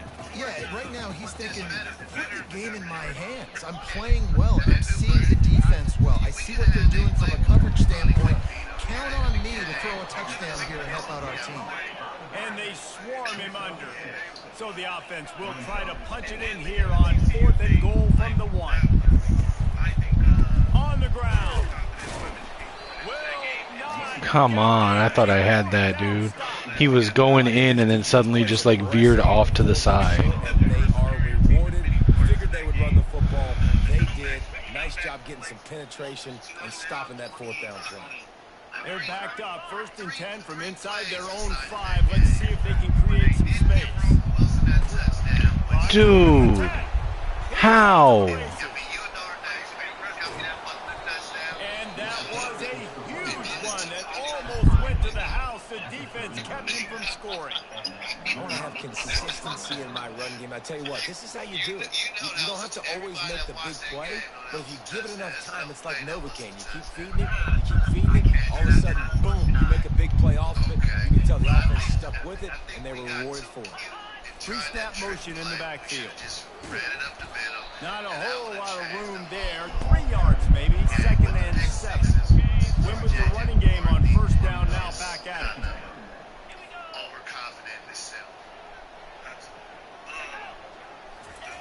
The option look. Picks up the 1st down. Still moving. Wrestled to the ground after picking up the 1st down. Here's an opportunity for this offense in search of its first touchdown. It's 1st and 10. They'll run the option. They bring him down, and he's going to lose a yard on that one. The defensive front had that one spelled out from the beginning, and the fullback went fully backward. Nowhere to go. That's a quick hitting play. Till you get the ball to the fullback, you're trying to get him downhill. That would be the only way to make it worthwhile. So you know what other thing that I always kind of wondered, who knew to look for Connor Stallions in the stands at their games? How did he come up on the radar? I always thought he was a plant. I always thought somebody planted him and made it so obvious that he had to get discovered. Because who's looking for him in the stands? He just got hired. They found him on the sidelines of the Central Michigan game, and it was quick as hell. Who let him over there? Who let him over there, though? That's a fact. How did he get on the sideline? You know what it is? I have the story of that, by the way, Phil. So, some Ohio State fans did their digging, like they're private investigators, evidently now. Yeah, and they're tied to a private investigator. Yeah, their family has the firm. The Central Michigan, the AD or the Chancellor, one of the two, is a Michigan alum. Yeah. And he Nowhere to go. I love it. What a play call. Going to the fullback in the running game, and he shows you that he's got some ability. This guy was a big-time high school running back, and he shows you the wiggle. He's got some ability to break tackles, and he helps his offense out. Man, the fake pitch just got me. That fake pitch just made me bite. He fake pitched it, and I went right at him. Damn. This guy's a weapon, throwing it and running it, and he's going to try to hurt this defense with his legs. It put so much stress on the defensive line to chase him, and the fact that the play is extended so long. Yeah, if they've got a spy defensively, if someone's athletic... Headed to the end zone. Fumble at the 4. What is that? The 4-yard line? I love those smashes where you can hear it up here. It's good strength. You can hear the contact. Such a big lick. The offensive guy doesn't hold on to the football. Huge momentum swing. Big turnover forced by the defense. Hawaii has it back as they send the offense onto the field. On that last drive, 4th and goal didn't exactly work out. They really need to pay it off this time, Jesse. They were so anxious and eager to get back on the field. They know they left points on the board. They let the I'll give you UNLV, but Penn State with Drew Aller. The more you understand football, the more you realize how much of a nothing story the whole sign stealing thing is. And this is Joel Klatt and Colin Cowherd. Well, really, Colin Cowherd? I gotta take that man out. I'll take you to Colin Cowherd. So not even signs to them, the advanced scout. Now I'm gonna buy tickets in my name and sit my next door neighbors in the stands to take pictures. Right. That's gonna really help me beat. Right. These. Come on now. But I will say though, whether you agree or not that it gave you guys a leg up, it was still technically breaking the rule. Sure. When some Michigan fans do that, well, everybody does it. It doesn't give us. And if I say, well, okay, that's like saying I go to school and I break a school rule, and then I say, well, it ain't that bad. It's not like I hurt somebody, and I like I shouldn't get a punishment for it. okay, if you had a choice right now, knowing as minimal of effect that could have possibly had, what do you think a punishment would be for that? One person acting on his own. I think a valid punishment for Michigan, just because of how long it went on for, would be the minimum is you should get lots of scholarships. You should get some of your scholarships taken away. They look like they are pumped up and ready to go here. I still think that's kind of deep, just based on scholarships. Take 2 scholarships. Take two. Okay. Yeah, take 2 scholarships, okay. But I think some kind of lightweight, little probation. Hey, don't do anything wrong for the next couple years. Right. But you can't. What he did is breaking the rule. But if you look at all the rules that are broken, that are way worse than that they're pissed off because Jim Harbaugh wanted to revenue share. They pissed off because he wanted to disband the NCAA. They push it. You got to remember that, but they got to realize I got to get points. When I get in those areas, I got to capitalize. And they wanted a touchdown last time. This drive, they will make it happen. But on the slant route, I love the location of the throw by the quarterback. He's not making it difficult on his receiver. He's putting the football out in front, hitting his receiver right in the face mask and making it easy for him. Got enough for the first, and he's still going. Makes the stop at the 29-yard line, but not before he gets 15 on that play. There's really no secret to it, David. When this guy's running well, this offense is so hard to stop. It opens up everything, and he's having a great day, showing you a little bit of everything, and this offense has got it rolling. Hit hard as he released the ball on that first down pass, and it never had a chance. Second down coming up. I need to ask you, what happened? Wide receiver coming across in motion. Off play action. What happened? This time on target. At the 45 on it. Where did you go? Don't you owe Moose? Huh? Didn't you and Moose make a bet on this? No, we made a bet on Jadon Blair, and I am owed $100, but. But sorry, Moose. So anyway, all right. So Meadows and Avon Taylor, we flipped Avon Taylor. He was like one of the highest rated players in your class. Now he's in Michigan's class. And then Derek Meadows, who everybody thought was a Notre Dame lock for months, decides he's going to take his talents to Brian Kelly, of all people, in the LSU Tigers. How does that make you feel? It is what it is. You alright with that? No, we got issues over here for receiver recruiting. Mike Brown just went 0 for 3 on our top 3 receiver targets. By the way, Phil, we lost receivers or targets to USC. Shout out to Les Austin. We got put in the locker by Washington for a receiver, by the way.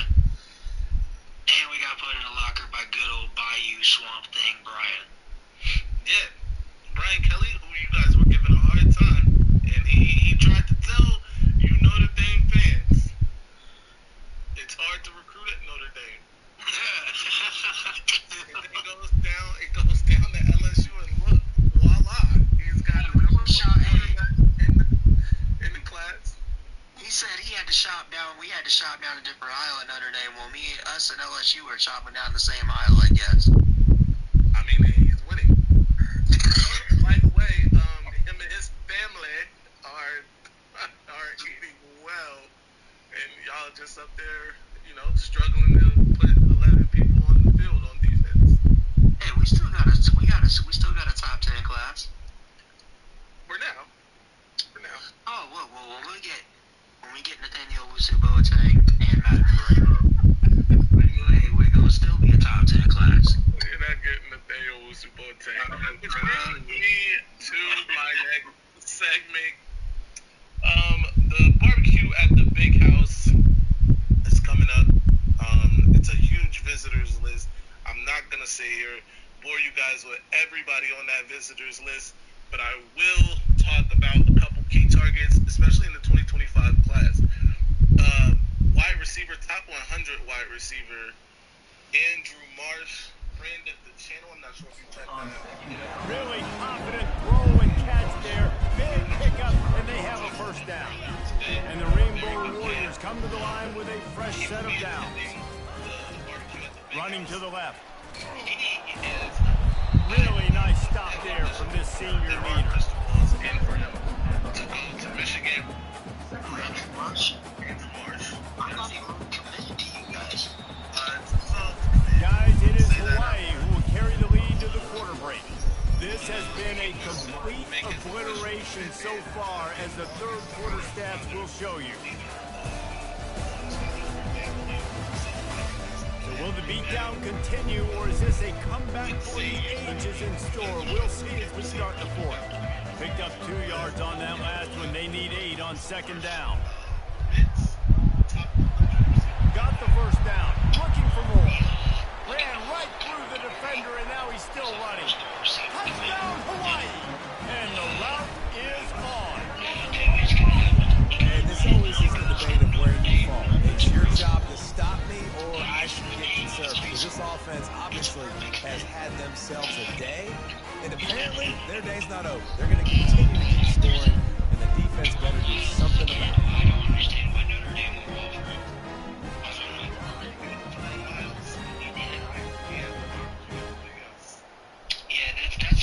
That's one kid I've been screaming ever since. Lining up to tack one more onto that lead. I don't know why our staff won't offer him. And with the extra point, they push the lead out a little further. Notre Dame media, like, why isn't Jerome Miles About to kick it away after scoring the touchdown. So I don't know if it's the staff doesn't think he's good. From inside the 10, here he comes. Academics. Nice job executing all of the assignments as they put a stop to that return at the 22. So guys, we'll get another look at this offense. This one feels as if it's starting to get away from them a little bit, Jesse. Yeah, Reese, there's a lot of teams in college football at this point that would just quit. So, David, we're going to find out a lot about this team right here. Yeah, just running out of opportunities. You give opportunities away like this, you're trailing every possession is going to be important. Oh wow, that's a play. That's a play. Sorry guys, I'm a little bit distracted because a friend of mine is on a podcast right now, and so I'm trying to listen to them do that and answer questions and stuff while playing this. I apologize for being distracted. I am not a professional YouTuber. I am just a normal guy that's playing. I try to support my fans, or excuse me, my friends. I don't have fans. I have friends. And I wanted to play this just to give myself a reason to focus on a dynasty that I could play every game. And coming on here and playing it live with potential viewers is something that gives me the motivation to do so. And that's why I'm doing it. But again, I am not a professional YouTuber. I don't intend or plan to be a professional YouTuber. I don't ever expect to do this for money or anything like that. I do it for fun because I enjoy playing the game and I enjoy hanging out with people. And streaming and playing a game makes you look at the game differently. Like, I've already gotten more excited about the players on this team after 3/4 of one game than I have on most of the players that have been on any of my teams in the test dynasties I've done, because I'm actually like it's like investing myself into the team and into the players. So that's why I'm doing it like this. Okay, so Sims is getting some pretty decent wear and tear, man. But the game's almost over, so we're gonna keep pushing it. And he's splitting time with Barfield anyway, so. All right, they're in zone. Let's get it. Let's get it. Let's get it. Let's get. Oh! Why did the blocker go off the side? Why didn't he keep going forward? Football is about adjustments. First half, line up, pound strong, pound strong. Second half, great job. You're going to move your defense to shift to try to account for that? Good, we'll pull some guys and run a counter backside and have some success. He's dropped behind the line of scrimmage. That'll be a loss of 3. It's going to be tough sledding for the offense here. They're trying to ice this game by running the football and bleeding the clock. They've got a pretty good lead here late in the game, but the defense knows the run's coming, right? So they're going to be loading the line of scrimmage, getting stops like what they just did. Be interesting to see what the offense does on this next one.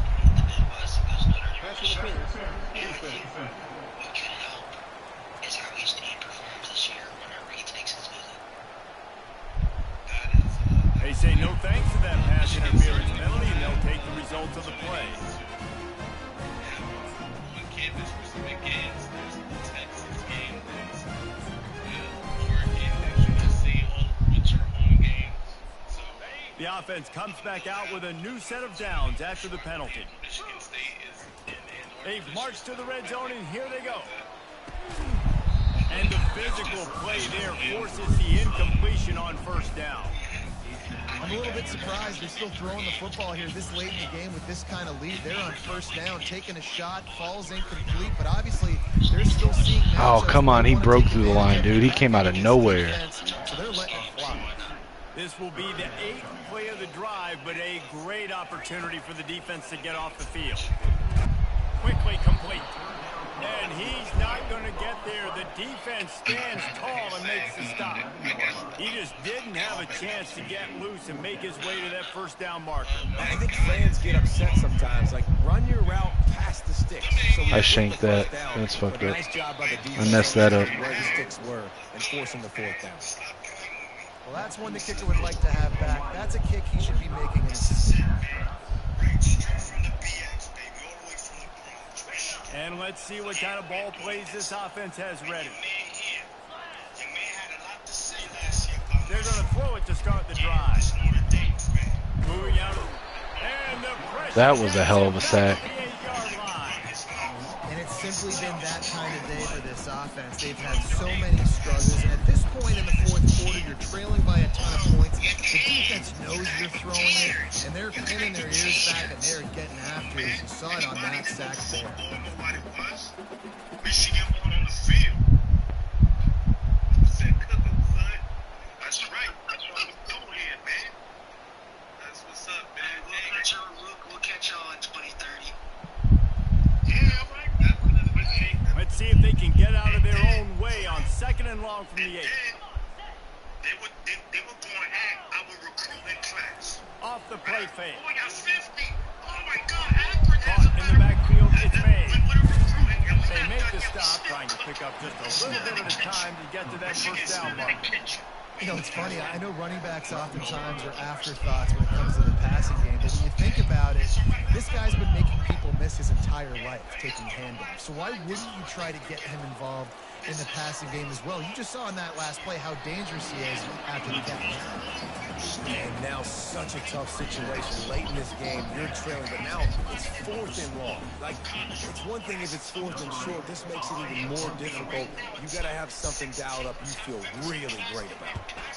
He'll get away another punt. He's been really active today, and no doubt he's going to earn his varsity letter. The Hawaii offense returns to the field. Now the quarterback changing the original play call. They'll keep it on the ground. They want this clock to move. Got enough for the first. And they'll finally get him down after a terrific pickup. Now on 1st and 10 from the 27. And the defense down in this game, they just can't do anything to stop this offense at this point, David. Right now, they know they're going to be trying to run the football and try and ice the game, but there's nothing at this point it seems they can do. Yeah, and it's frustrating. I got to sell out, man. I got to bring as many guys to the line of scrimmage as I can. I got to find a way to get this ball back to my offense. The clock is not my friend, and them running the football is only going to run this thing out quicker. I got to find a way to make something happen, strip the football, do something. Ball's at the 24, a lot of confidence in their kicker from here, but they'd love to take it off of his foot and convert the first down. To the air, it's Shager. We've reached the 2-minute warning, and this offense will be quite content just to drain the rest of the time away. And on fourth down, here comes the field goal unit. Never a doubt. And they just tack on a little more to this gargantuan lead. That lead just keeps getting fatter, and this kickoff team doing a little running.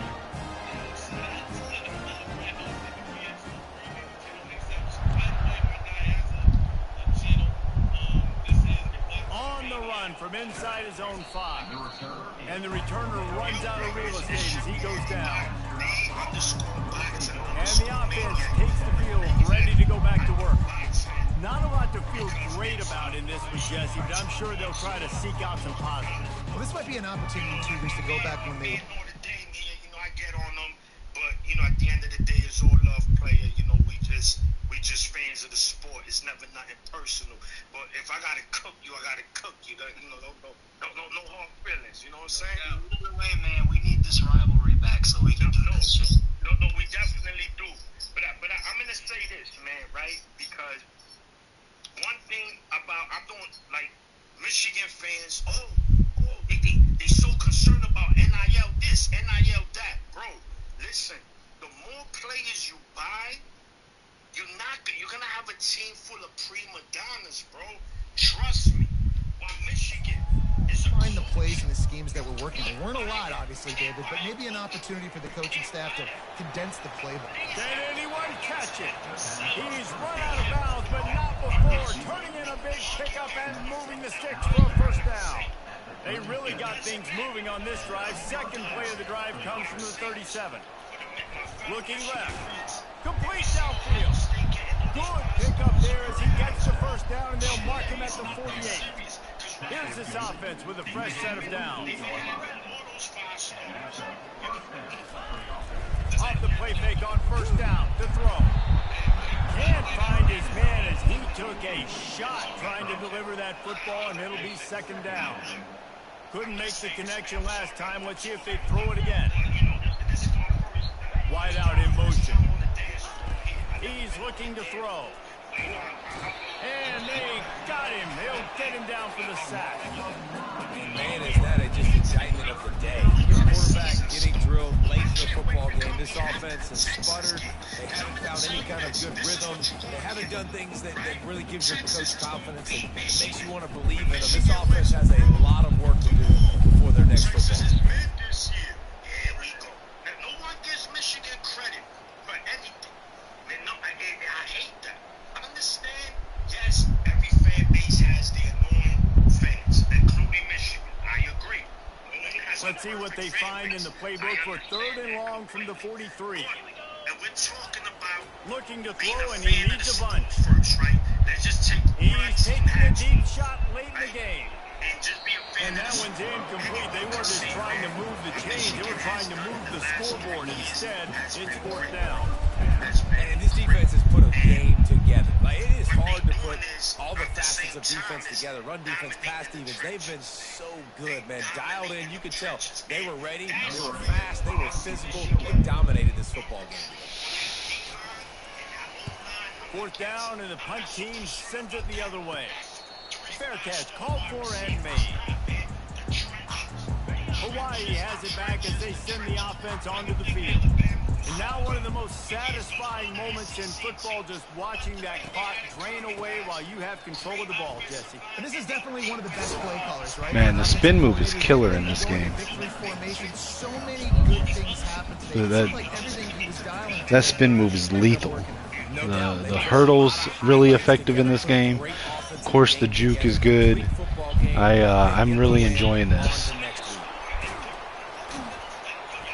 And they'll spot it at the 45. That's good enough for a first down. This guy's been special today. Coming into this one, they thought they had an opportunity really to get him going, running the football, and he has delivered. You've seen his speed, the vision, his ability to break tackles. Well over 100 rushing yards in this game, and that's why they have a nice lead here late. Give to the running back. A solid pickup there before the defense is able to make the stop. And this is exactly where you want to be as an offensive coordinator. Like when you've got the lead late in the football game, just run the football, eat the clock. Man, they put a good day together. They've had their way with this defense. A lot of positive things to point to. This is one of those weeks when you watch tape, it's going to be really fun to watch. Not like when you get beat up. A lot of big plays from this offense. This is what an elite team does. They know they're better. They Got my first win as the Hawaii Warriors. Probably getting a loss in the next game against, who was it, UCLA? Probably going to be a much different story in that game. For your guys to do better. I think the challenge now for this team is going out next week and trying to play with the same type of intensity and the same level of execution. Well, Jesse, it's easy to look good on the field when you look that good in the unit. Like when you look that good coming off the bus. Those dudes are good. This is a great team, and they proved it. Just domination from start to finish. Wish I knew what the stripe on the top of their helmet was called. I know it's got a name.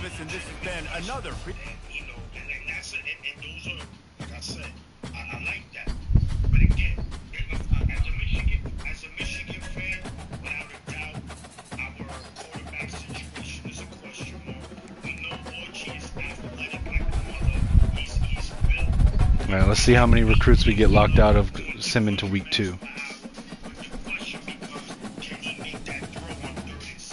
Looks like we got locked out of 1, 2, 3. I hate how it does that. It skips it without me letting me choose to do that. So it looks like we got locked out of 1, 2, 3, 4, 5, 6 different schools. That's okay. We made the cut for SAP. That was an important one. Look, Elijah Robinson, defensive end, the guy that I was usering for most of the game. Mountain West Defensive Player of the Week.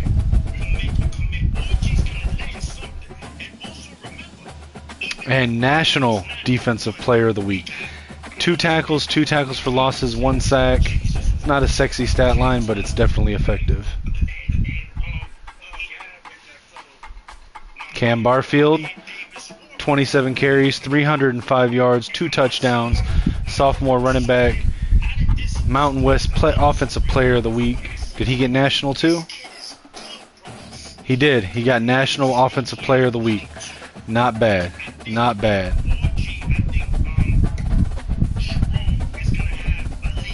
Alright, let's upgrade my coach skills. Now, I did put it on fast. Coach XP, just because that's what I like. It is what it is. Sorry if you don't like it or don't agree. I don't feel it's really on easy mode or anything. I just prefer it a little bit more. It's just how I like to play. So we're gonna go to tier 3, tier 4 on offensive linemen. I'm gonna go to running back. Put some points into running back.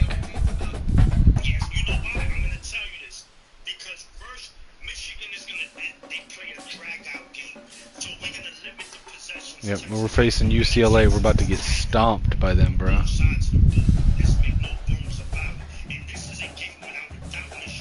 Alright, so where's the guys we got locked out of? Iwuagwu, Vaughn, Steed, Sermons, Algier, Eligwe. Alright, we'll say bye to all them. So that puts us at how many still remaining of our targets? 16. Alright, let's see. How many of these do I think we're going to get locked out of? So Madden, we got into the top 4. And the teams we're up against are beatable. I really want this guy. So, contrary to my normal strategy, I am going to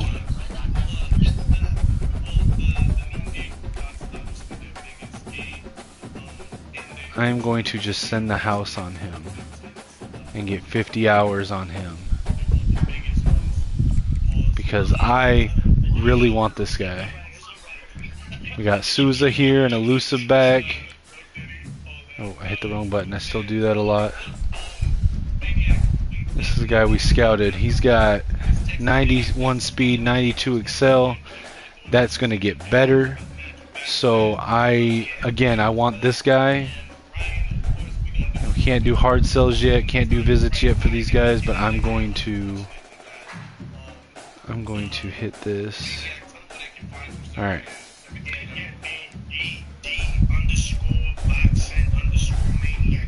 I want to get a lead on this guy before any of these big time schools that he's wanting to go to move him up on their board. I'll try to get a lead out in front of him. Now let's see, Zimmer, we still haven't moved up. He might lock us out even despite the fact of not having an offer from any of those teams. If it happens, it is what it is. We're number 2 on SAP. He's also a big target for me. I like him a lot. So I want to increase his.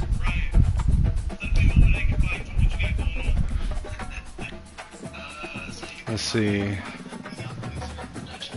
Probably going to get locked out of this guy, but we'll make a last minute push for him.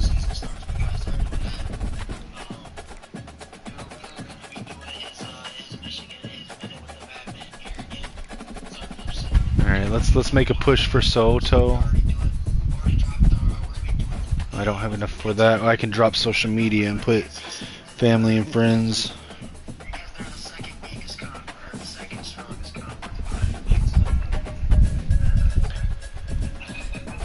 Alright, so let me remove the social media. Go with contact family and friends. We're going to go that way. Alright.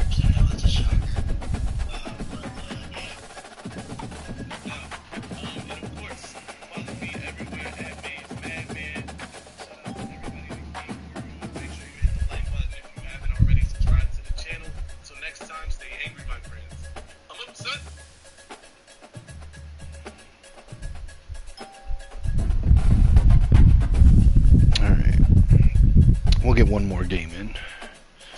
Alright, so I got my recruiting set up, got my skills, so let's go ahead and jump into this game. Again, I fully expect to lose this game.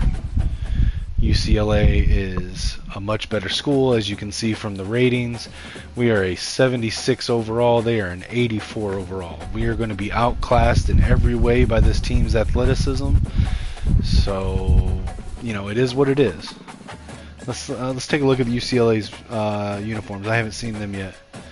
So that's their current away.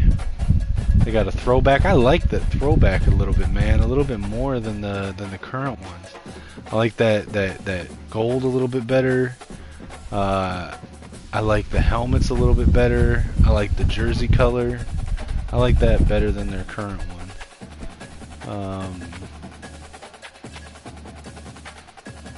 They're going to be the away team. Alright, so let's go. We'll go with the black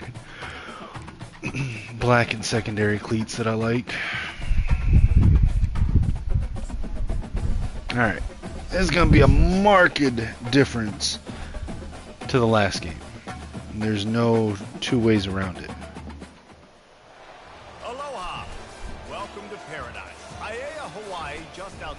No way around it. We are going to get our butt whooped in this. A tremendous setting and a spectacular game that we have in store. There's just something about the nightcap. After a day of wall-to-wall football, it just seems this is when chaos ensues. As we'll see a squad from the Big Ten, the UCLA Bruins, taking on a team from the Mountain West, the Hawaii Rainbow Warriors. For EA Sports College Football, I'm Reese Davis. All right, here we go. As always, by David Pollack and Jesse Palmer. Yeah, this is not going to be a fun experience. Rainbow Warriors will get this season underway as toe meets leather. Oh, wow, look at the speed difference. Look at the speed difference from this team to the last team. To get down there and make the stop at the 19. So All right, Shager, come on. Let's at least have a respectable showing here. All right, let's test the running game that was so effective in the last game. Let's see if Barfield, how he holds up against these better athletes. Oh, he can't get around the corner. Oh, yes, he can barely. Oh, only got 4 yards because I had to get around the corner. But Small game, I know, but again, the defense knows he's going to run the football. He's willing to run the football, not just drop back and pass, make him honor the run game. Oh, come on. Caught that off balance, couldn't get any speed going. Nice job, defense. You always hear people talk about Yeah, the defense is much faster, much better on this team. There was nowhere for that receiver to go once he had possession. As a result, no gain. See if I can get the comeback. See if I can get the comeback right. I did. Oh, but he fumbled it. Get it. Pick it up. Whew. Got saved there. Nice break for the offense. And it looks as if they buzzed down. Replay wants to have Oh, they're going to challenge it? Whether it was a fumble or... After reviewing the undisputable video evidence, the replay booth has decided to overturn the call. Okay, so it wasn't a fumble. Okay. And the Rainbow That'll be better on the Warriors stat will line line. up on I don't first and necessarily 10. think it matters for the field position, but let's go. Oh, well, man, he got off that block fast. Come on. We got to keep our blocks, guys. Well, the most insightful analysis I can come up with on that one is that didn't work.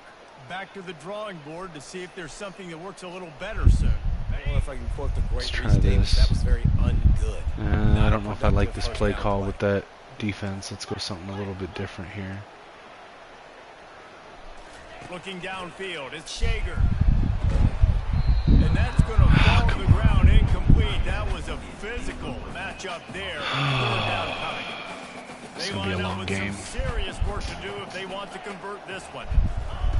On third and It's gonna be a long game. Loosen up that arm. That was almost picked off, and what a disaster that would have been to throw a pick on the opening drive. Instead, it's fourth down. And I fucked that punt up too. Warriors will try Wow. to pin them back with the punt. Promising start to that drive, sort of fizzled out, and they'll have to punt Yeah, away. I'm messing up all over this fucking game. So the UCLA Bruins offense taking the field. Definitely off my game and outclassed in this game. As we take a look at our impact players for this game, David, what do you look for to make an impact from your leaders? Your leaders not only have to lead their football team, but they got to step up and make plays on the field, keep everybody calm. These guys typically do a really good job of it. Yeah, David, and they also generally set the tone for their respective football teams. I'm not going to be able to stop these guys. They're going to score all over me. Towards them to step up in big games like this.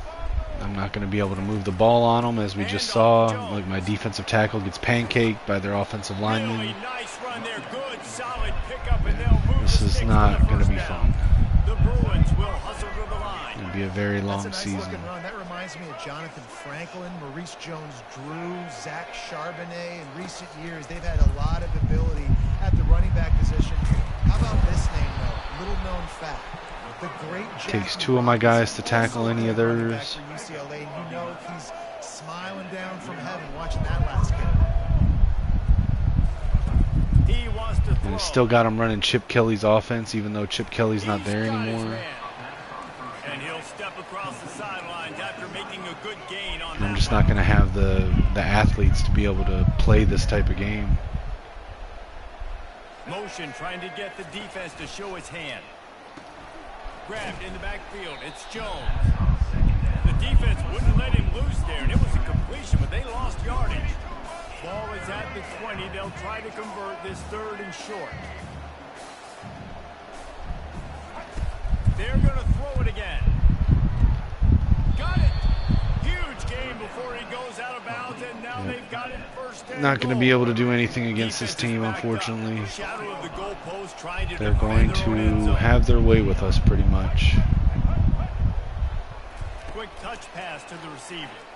Yep, look. And he will Blockers take just it in. bulldoze my guys off the fucking route. They draw first blood, and that is exactly what you want to open the season with a drive. It's going to be a very frustrating game. And what a nice start for this offense. The throw game. Very frustrating game. Getting the touchdown pass. This quarterback getting a little bit of confidence. This passing game getting in a rhythm. Nice start for this offense. Here he comes from inside his own 5. Didn't find any crease in that kickoff coverage, and he'll be stopped at the 17. Hawaii ready to go back to work on offense. That last drive fizzled out, Jesse. They had to punt it. Yeah, they did. And David, they're just going to have to do a better job this time around erasing the mental mistakes. And just trying to solve the defensive riddle, understanding what they're trying to do to you and attack them. The incompletion leads to 2nd and 10. To the air, it's Shager. He slings it deep to the left. And the incomplete pass taking a shot on 2nd down, and they'll be left with a 3rd down.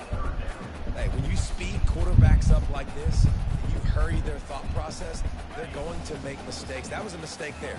Throwing into double coverage, obviously not something you want to do. Could have been worse. Nice job by the defense. A strike downfield. And he's brought down after a nice gain. And listen, the defense knew coming into this one, they were going to target him early and often. He is a weapon, and there's no mystery where the quarterback's going to be looking. It won't let me call a hot route? What the? Let's see how they're able to cover him. Wow. My own home stadium and I can't call a hot route? What the fuck is that? Right down the middle. All kinds of room to throw that one in there. Oh, and another fumble, of course. 2 drives, 2 fumbles. It'll be a turnover. You've got to have better ball security. Wants the officials to have another look at the monitor. Using a timeout here. Thinks the call is See, I think he was down when it says he fumbled. His knee's down, boom, and then he loses the ball. The coach still thinks he was right. The officials say he was not. The challenge is denied, and the timeout Yeah, see, that's messed up, dude. You could see right on the replay that his one knee was down before he lost control of the ball. Jesse looking to take it down the field for That's not cool that a fucking video game can get it wrong and then on a review still get it wrong. You want to be able to keep this defense guessing, Paul.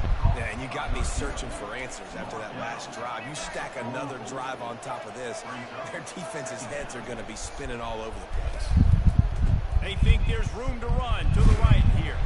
That should not be one of the ways that they balance bigger teams being better than smaller teams. And the Bruins headed quickly To have intentional bad calls. Pre-snap motion, quarterback trying to get a read. Caught behind the line. It's Jones. Good tackle there to stop him short of the 1st down. It'll bring up a big decision. The Bruins will punt this one away. One of the things I love about this defense is they just have such great awareness, and they're always communicating. They understood the down and distance. They knew exactly what they needed to do to make the tackle to force the punt. That is so well done. The Hawaii offense returns to the field. The last time they had it, they weren't secure with the football and put it on the ground, David.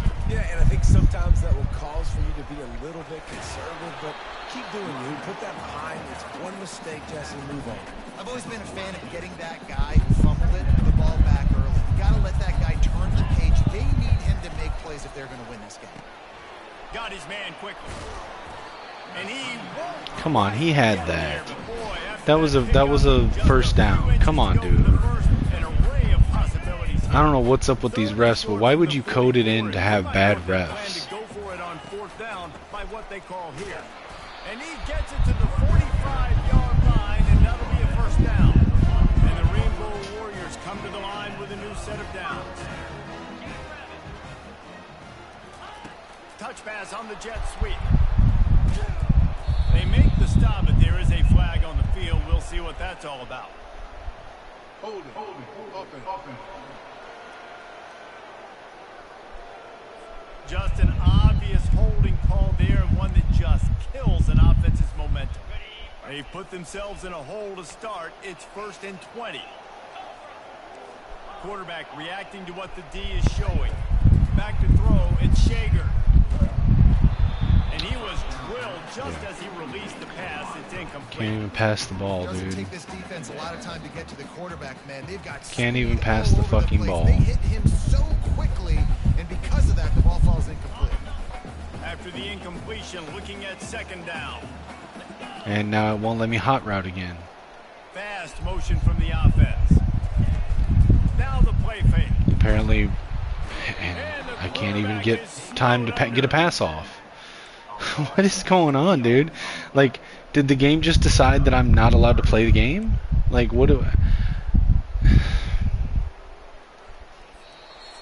I'm not allowed to hot route. I'm not allowed to challenge plays that were obviously correct. I'm not allowed to get a pass off. I'm not allowed to do anything. The game just, apparently like Madden, gets to decide that, hey, you don't get to play the game this time. They've swapped into the field, and we'll get it going in the second. A third down play to get the quarter started. He's looking down. Like, if I lose, I lose. I don't care if I lose, but don't make me lose because of bullshit. Couldn't deliver the football. It's incomplete, and fourth down's coming. The Rainbow Warriors decide to punt it away. This will be the second. If I lose because I throw bad passes, if I lose because I can't tackle somebody, fine. But don't code stuff into a game to literally make it where I'm not allowed to play the fucking game. Last time, David, it was 1-2-3 kick. The last drive, that 3 and out, sometimes that puts your defense in a bad spot. You got to get a drive together here so you don't wear the defense out. I just think, David, My biggest frustration with Madden, and I had hoped that they would have gotten away from that kind of bullshit coding On second down, just with keep this game, firing. but I'm starting to Quick wonder. strike complete. And he's almost to that first down marker there, saying he's a little bit short. They might want to bring out the sticks and measure, but it looks as if he'll be just short of the first down. Caught near the sticks. It's Sturdivant. He gets the job done on third down. They move the chains. It's at the 37. And the Bruins want to move quickly. We asked earlier this week, who's your favorite receiver? And of course he said the open one, but we know who he really wants to go to on third down. The best one. I mean, I think the open one, obviously the politically correct answer, but you want to find the guy that you got that great chemistry with. You know exactly where he's going to be. You got that bond and that trust. And that pass will be jarred loose on second down. That brings up third down. They line up, and it is a long way to the sticks from here. On the run, it's Garbers. That seemed a little bit excessive of a fucking block. Working that left side now. And Shore tackling there to keep him from getting to the first down. Fucking offensive lineman came over to a guy that was already locked up by another offensive lineman and just shoulder tackled him like he's in fucking WWE. Running back who's really good after the catch, who's really good with the ball in his hands, but the defense did the job. They got him on the ground. They gave up some yards, but they forced the fourth down. We check in with Kevin Connors. What's going on, Kevin? Dynamite matchup today, fellas. Let's show you what's going down. Arizona is up big right now, and what's shaping up to be a blowout they'll remember in Tucson for some time. They're up 14 over New Mexico. Any big developments in this one, we've got you covered with the best studio team in the business, gentlemen. Oh, and how about that? I know Why would you spin to the right? It doesn't make any sense. Like, you should spin. They'll run it from the gun. Solid run, picks up 6 and gets it to the 28. I like this guy as a running back because he can run between the tackles and he can also go outside. He can really do it all. They'll try to pick it up on the ground. And the Rainbow Warriors pick up the first down. Well, there we go. We finally see some life in this offense running the football. Nice game to pick up the first down. Got to get more of that going moving forward because they have not run it well. Oh, come on, dude. Keep your blocks. You've got one fucking job, and that's to block. Dissect what's happening in front of him, and he reacts downhill. Uses his speed to get to the line of scrimmage and create the negative play. Now he's looking to throw it. Catch in the middle, it's Walton. And he might be known for run fits, but that was a sure and heavy tackle on the tight end. A nice job by the defense there, tackling the catch and smothering the tight end. They know this offense is going to try to find him in the passing game in a lot of different situations. That time, perfect coverage, and nice job bringing the big guy down. Not easy to do. And it is a chunk play, a huge gain on that one before the defense brings it to an end. Finally, this offense starting to shake the cobwebs and get things moving. It's 1st and 10. Throws to the wideout. Wide open downfield. They've got the defense reeling right now with that big play to the 29. The Rainbow Warriors with the 1st and 10.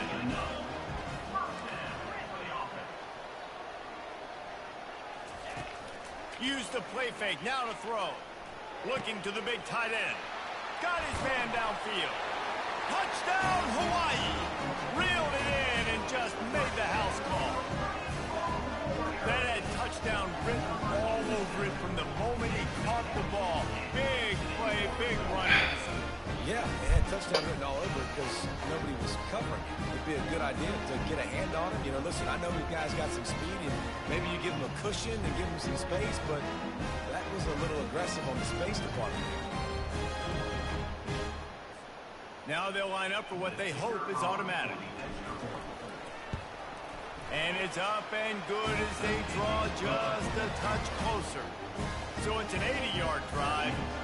And they cover the final 29 yards with that touchdown pass. He'll start the return inside his 5. He was looking for some running room, but not much to be found as he stopped at the 18. UCLA will go back to work on offense. They kicked a field goal on the last drive, Jesse. They've got the lead. Don't make a dumb mistake, but maintain your aggressive play calling. Yeah, no doubt. I think it's the play caller right now just taking a look at that script he's got in front of him and finding out where are my playmakers, who can we take advantage of on this defense to get a touchdown here. Yeah, and just keep moving the ball down the field. Just execute a little bit better in the red zone. There's no need to panic.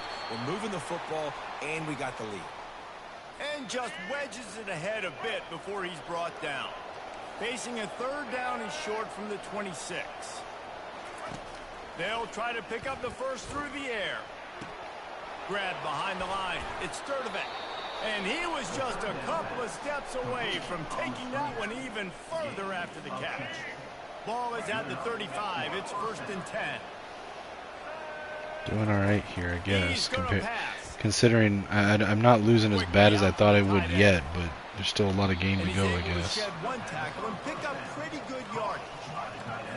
I feel like that was a pretty generous spot for the ball. I felt like they were not 1 yard away. But, okay. I mean, go through your progressions real quick. You can't find anything, get the easy game. Don't take a shot down the field all the time. Take those shots later, but take those easy, wide open opportunities to get some positive chunks. He'll throw on 3rd down. Coming after it. And they can't make the connection on 3rd down, but hold everything. There is a flag. Let's see what that's about. I'm going to decline that, so it's still 4th down. How that last play turned out, so they'll decline the penalty. I was worried they were going to try to hit me with like a roughing the passer or some shit. This will be the 2nd time they've had to kick it away. Catches it at the 15. Pretty solid coverage there, and they'll stop him at the 26. The offense lining up for a 1st down play.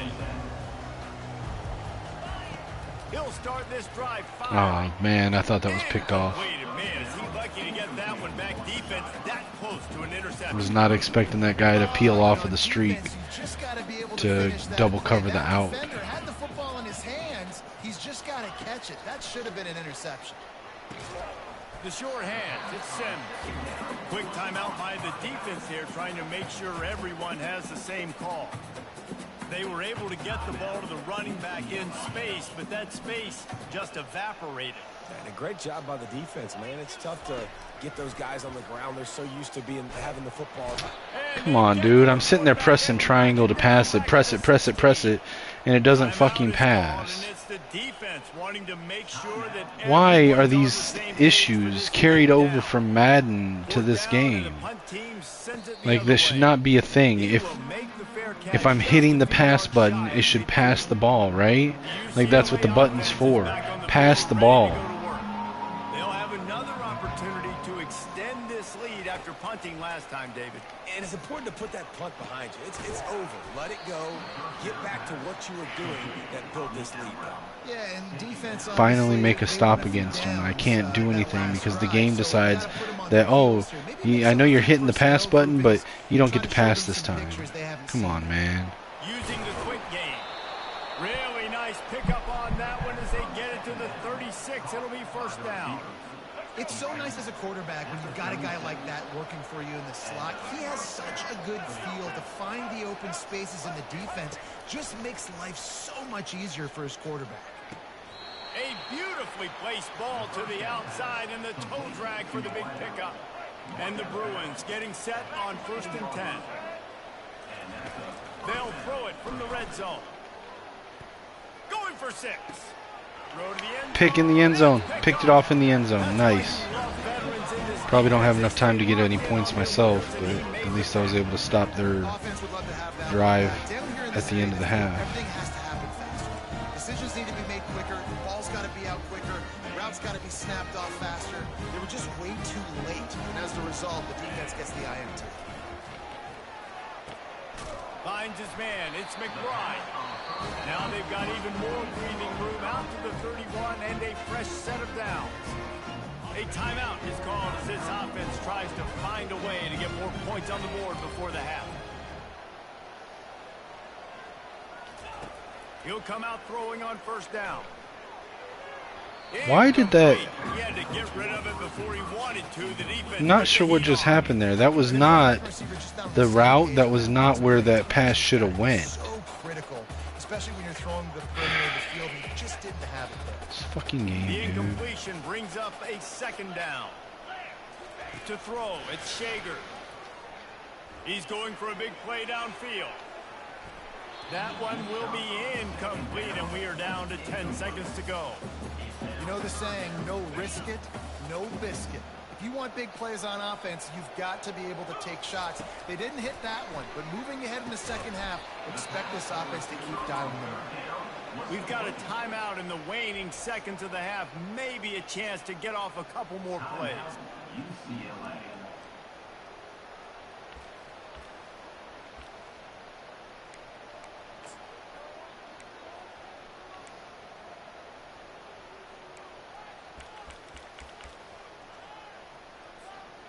Just enough time for one final play in this half.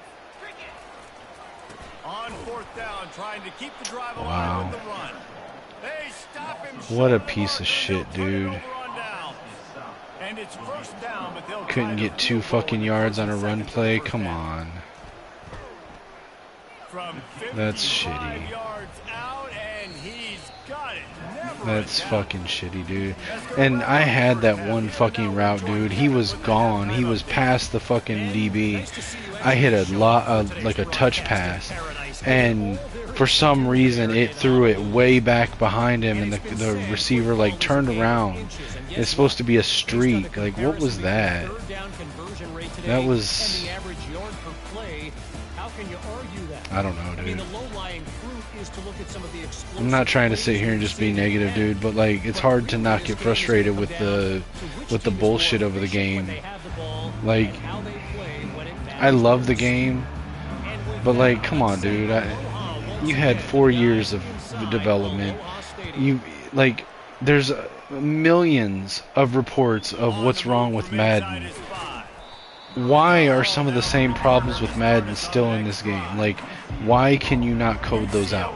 Why can you not fix them? Either you don't care, because it's not that you don't have the ability to. We obviously have the ability to, because they're coded in like they are already. So we have the ability to code out the stupid crap, but they don't. They just leave it in. And it ruins the game immersion. It ruins the gameplay experience. And it's like they don't care, dude. Like, there should not be one thing like that from Madden carried over into this game. Like, there's no excuse for that.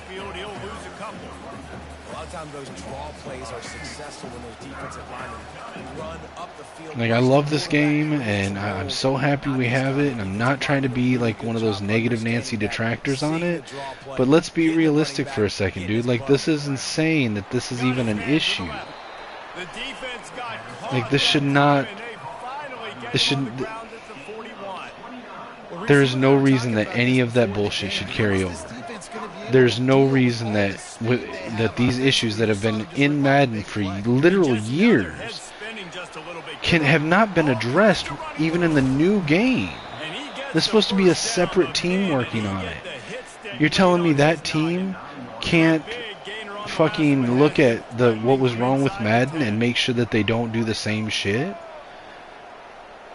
I mean, all you have to do is do a quick search of Madden issues, and you'll have a ton of fucking forums that come up, ton of threads that come up detailing what's wrong and what needs to be fixed. How do you make the same mistake? Going to a new gen console with a new game, with a new team that supposedly cares more about the game than Madden team, but you don't care enough to fix the same issues? Like that, it just doesn't make sense, dude.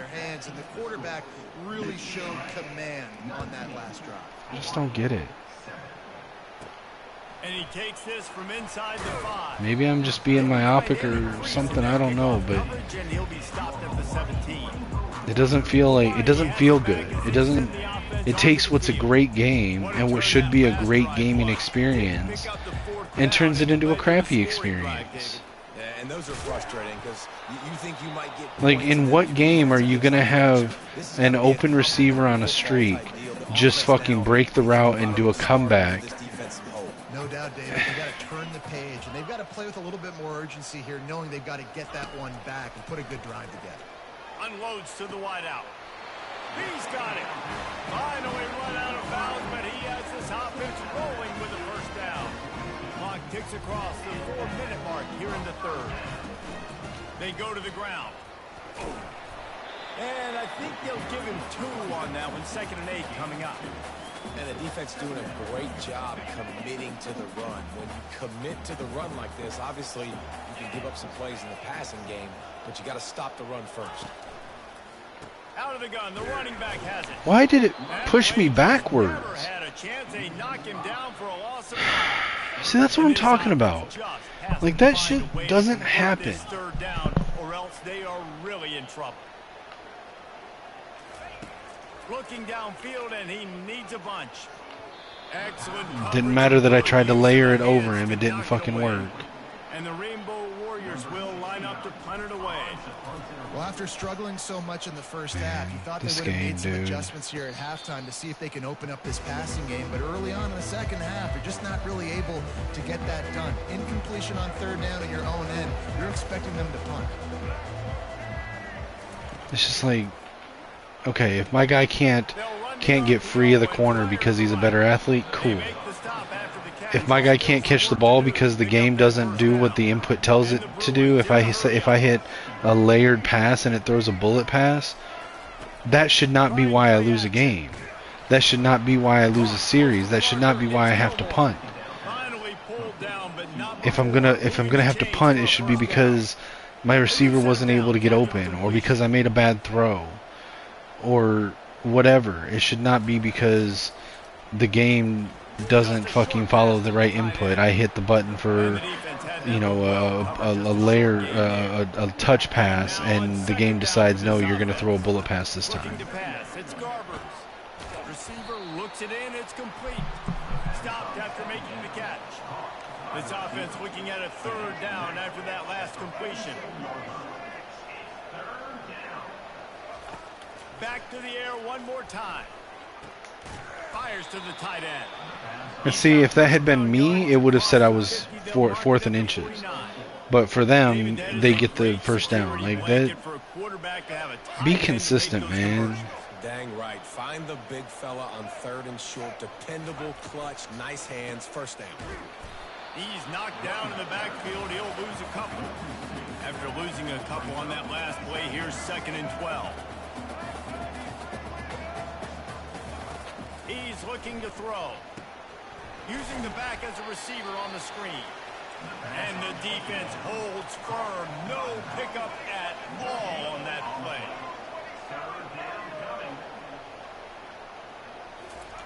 On 3rd and long, trying to have a big completion here. A little screen to the running back. You got to love that. On defense, one of the most critical statistics out there is how do you play on third down? How do you prevent the opponent from keeping drives alive? Right there, tackling the catch. You gave up the completion. Whoop-de-doo. You set up 4th and long. You're going to get the ball back. Go get some water and celebrate. Hawaii ready to go back to work on offense.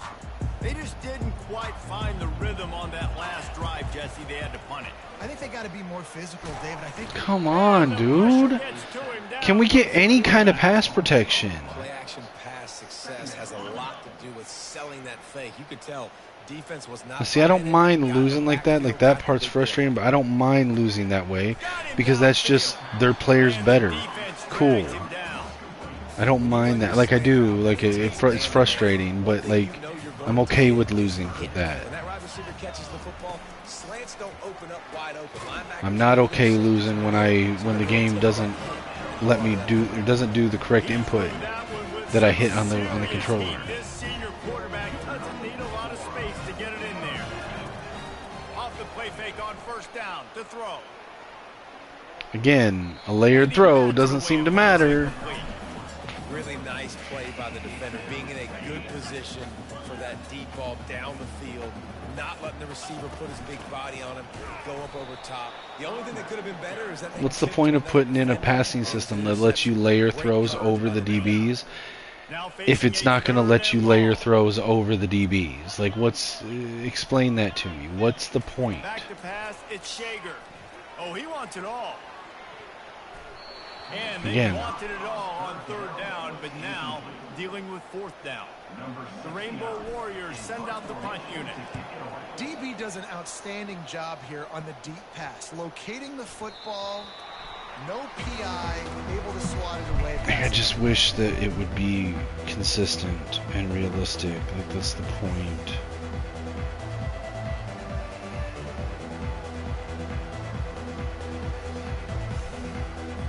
As they get set to snap it, time winding down here in the quarter. Sorry guys, sorry. This is probably not making for a great stream. Just getting frustrated. It just is what it is. I love the game. I'm having fun even if I'm losing. I just wanted this game I wanted to have expectations of this game being better than Madden. I wanted to believe that it would be. In a lot of ways it is. It's just frustrating to see the same glitches in, the same shoddy programming, especially after all their talk of it's not going to be a Madden reskin, it's a different team that's working on it, it's going to be rebuilt from the ground up and all that stuff. Like, all that talk made me believe that a lot of the problems that we had with Madden would not be present in this game. So it sucks to be proven wrong on that. They bring him down, and he's going to lose a yard on that one.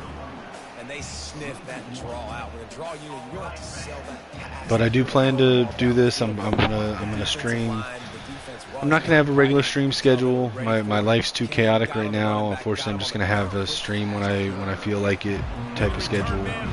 Sometimes it'll be in the daytime, sometimes in the evening, sometimes it'll be in the middle of the night. You know, I don't have a lot of viewers anyway to try to keep a set schedule. I'm just going to stream when I want to. If you subscribe, turn the notifications on, you'll get the notifications when I go live. And if you are at a point at that time to drop in and hang out while I play, feel free. I'm glad to have you. Glad to have people to talk to as I'm playing. But I do plan to do this, do 1 or 2 games per stream. Will probably be my usual average. He's got 1st down yardage as they move it to the 44. Well, down 2 possessions. Good news is you get. I'll be honest, I kind of expected to lose this game worse than I am, so I'm not actually even hating this, although I did just throw a pick. I should have been a completion. But, it is what it is. Line gets set, 1st down. Hopefully this will be the best team that we play all season, and I won't be this outmatched in my other season games with other Mountain West teams. Instead, it'll be second down. Couldn't make the connection last time. Boise State probably will be the next hardest. And off to Jones.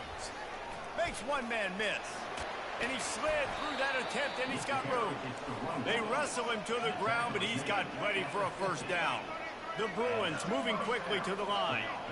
Well, the defense didn't blitz. They didn't have everybody in gaps, and the offensive line took advantage at the point of attack, getting some push, opening up a hole, and the offense ripping off a nice run there. Grab near the marker. It's Sturdivant. Just what they were looking for, and he's got him set up in business at the 35 with a first down. This offense is not letting up, guys. They've got a lead here late, and they are still taking shots. They're still looking for explosive plays. This defense just has not had an answer here. Oh, that was my error that let them get a touchdown. That was my error on defense. I went the wrong way, and it is what it is. And this kind of performance has to give this team so much confidence. Week 1, you go on the road into a hostile environment, and you put the beat down like this. This coaching staff is going to be happy on the ride home.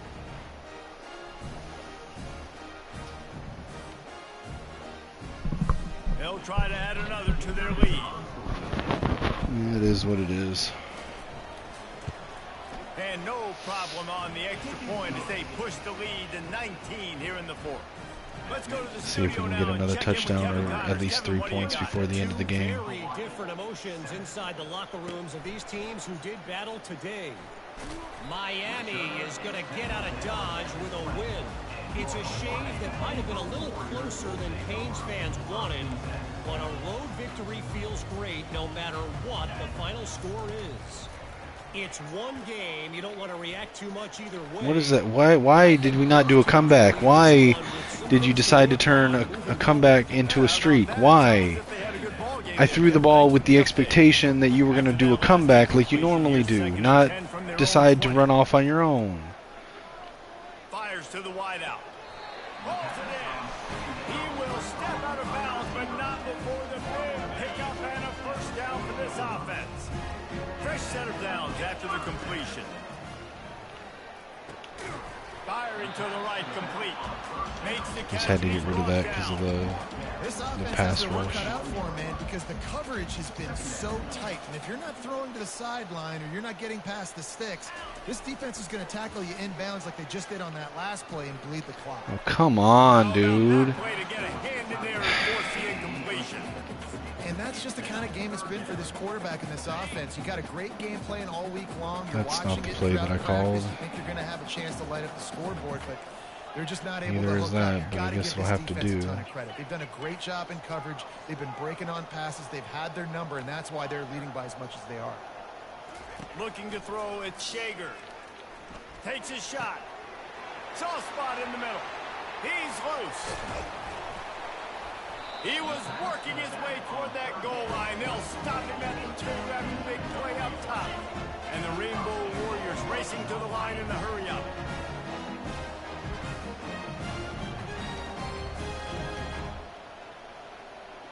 Touch pass on the run. Into the end zone. Touchdown, Rainbow Warriors.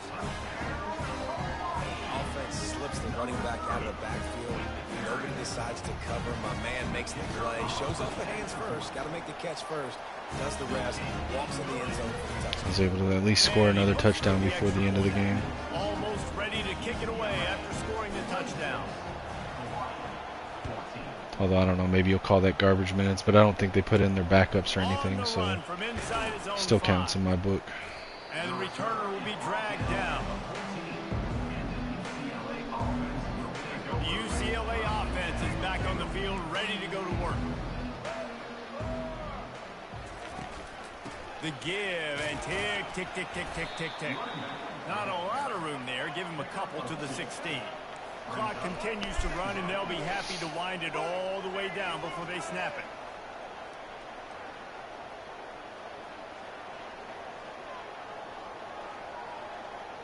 Are they just running the clock down now? They could at least turn chew clock on so it's not sitting here making us wait this long. Why would you run the hurry up and then run the clock down? That makes no sense. That guy just wants to sit back there and clap, clap, clap.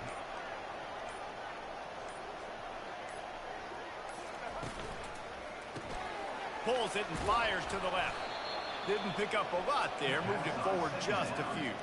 It's third down now, and they ought to be able to get off one more play before the 2-minute warning. We've reached the 2-minute warning, and this offense is that much closer to salting away. I never set, you know what? That's on me. I never set my defensive adjustments.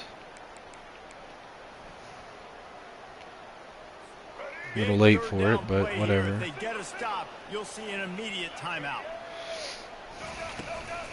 They'll stick to the ground looking for the marker. They thought they could just run it on 3rd and short, but this defense was there to make the stop. And the Bruins will punt it away on 4th down.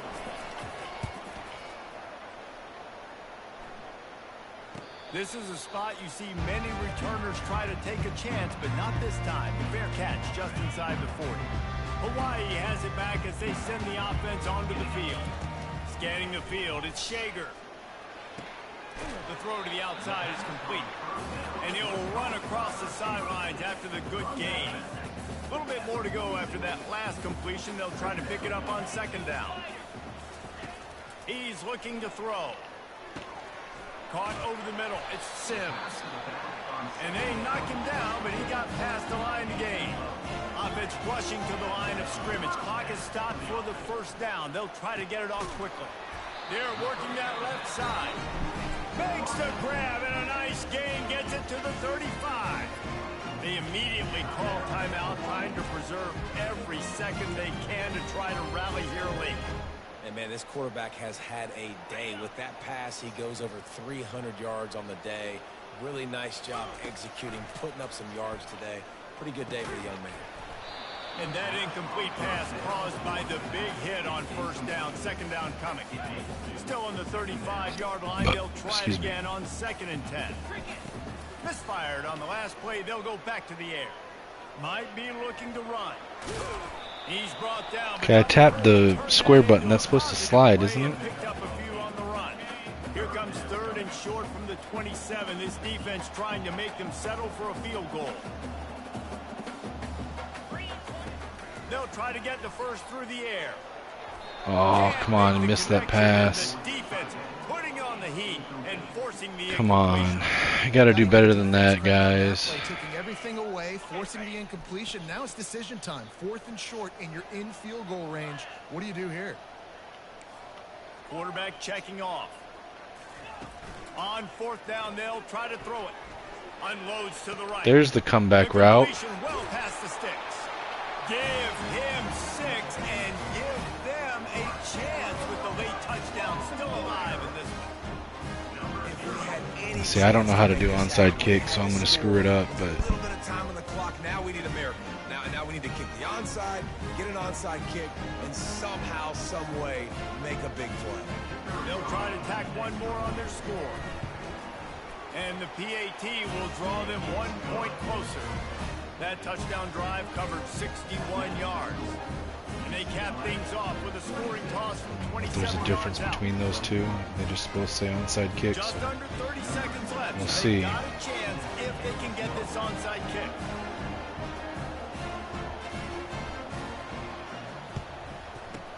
Oh, they got it. I don't know how to do that. I don't know what I'm supposed to do to affect that. This is why you put your hands team on the field most of the time. When you know it's coming, and you put those guys that are great catchers of the football. The first guys, what do? They go block. They go blow somebody up. The next guys catch the football, secure it, get your butt on the ground. And most of the time when you do this, the ball game is You know what? I'm not mad at that.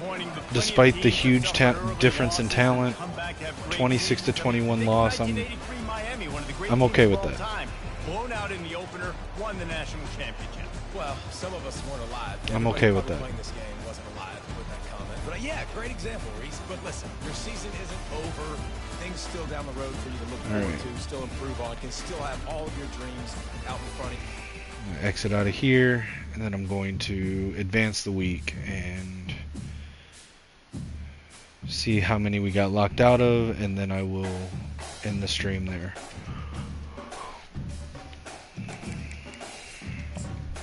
So a 1-1 start to the season.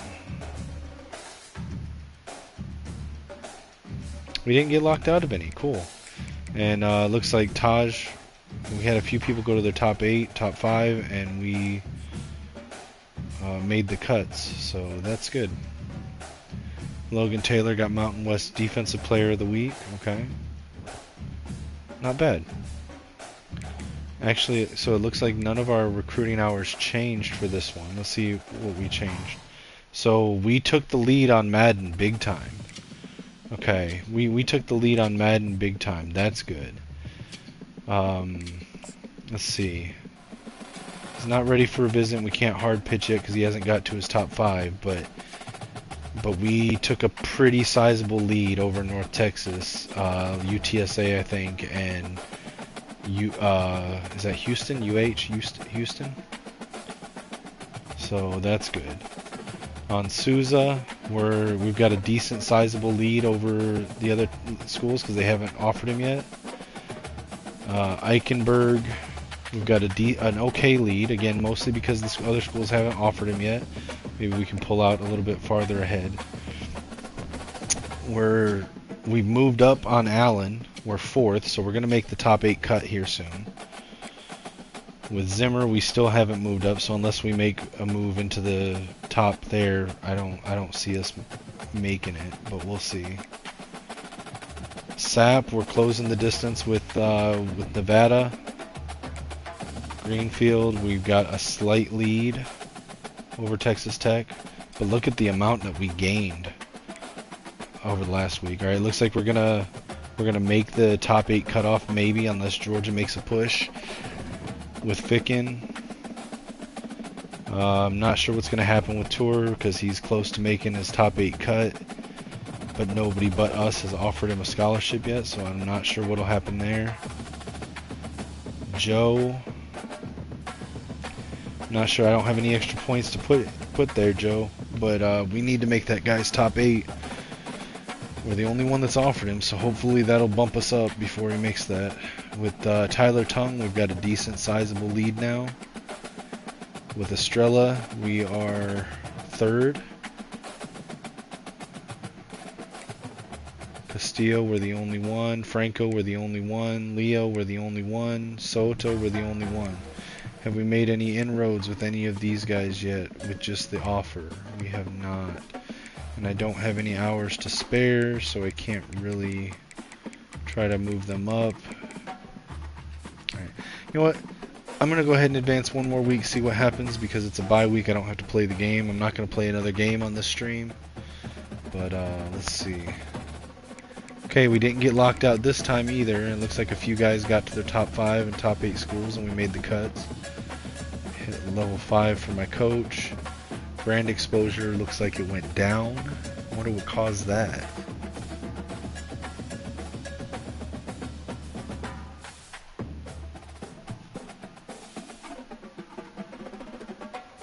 I wonder what caused that brand exposure to go down.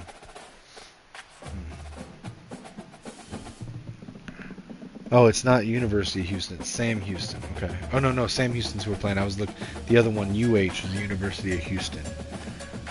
Sam Houston is on my schedule. They're 0-2, so maybe that means we'll have a better chance with this one. So again, we've got a sizable lead.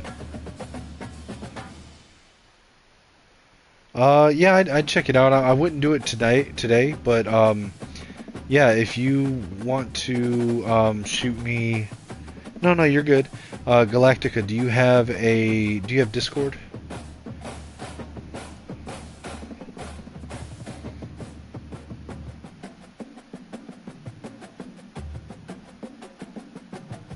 If you have a okay, Galactica, my name on Discord is the same as my name on YouTube and pretty much all of social media. It's Kinetic615. If you want to look me up on Discord and shoot me a DM with with your creator name on EA, I haven't looked at the actual thing to download, and like the team name and stuff like that. I'll check it out as long as it's not something like inappropriate or something like that. Yeah, I'll check it out and I'll run a stream with it maybe tomorrow or sometime this week. Just checking it out, giving my opinion on it. It'll be the first team builder team that I've played with. I want to go on and make my own, but I need to figure out how to make a logo for them. But yeah, man, I'll check it out for sure. Just shoot me, look me up on Discord, Kinetic615. Shoot me a DM with the information so I can find it. I'll go on tonight and try to find it and download it, and I'll try to, next time I get a chance to get some time to stream, whether it's later tonight or sometime this week, I will do that, and then I'll send you a link. I'll DM you back on Discord with the link to the stream when I do it. And I'll give you my honest opinion on it, man. I won't sugarcoat it. If I think it sucks, I'll tell you I think it sucks. But if it's good, I'll tell you it's good, man. And that's not to be rude or anything, but it's to be honest. I'll give you my honest opinion on it, for sure.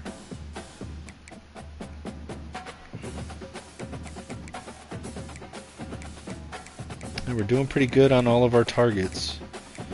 I'm pretty happy with where we sit on most of them. It looks like Soto might be the one that we're gonna struggle with, but again, I don't have any extra hours to lock in there. But yeah, okay. So I'm going to leave it here. The next time I stream this Dynasty, we will take on Sam Houston and who was the other one? Yeah, no problem, man. Happy to help. Let's see. Week 4, we play...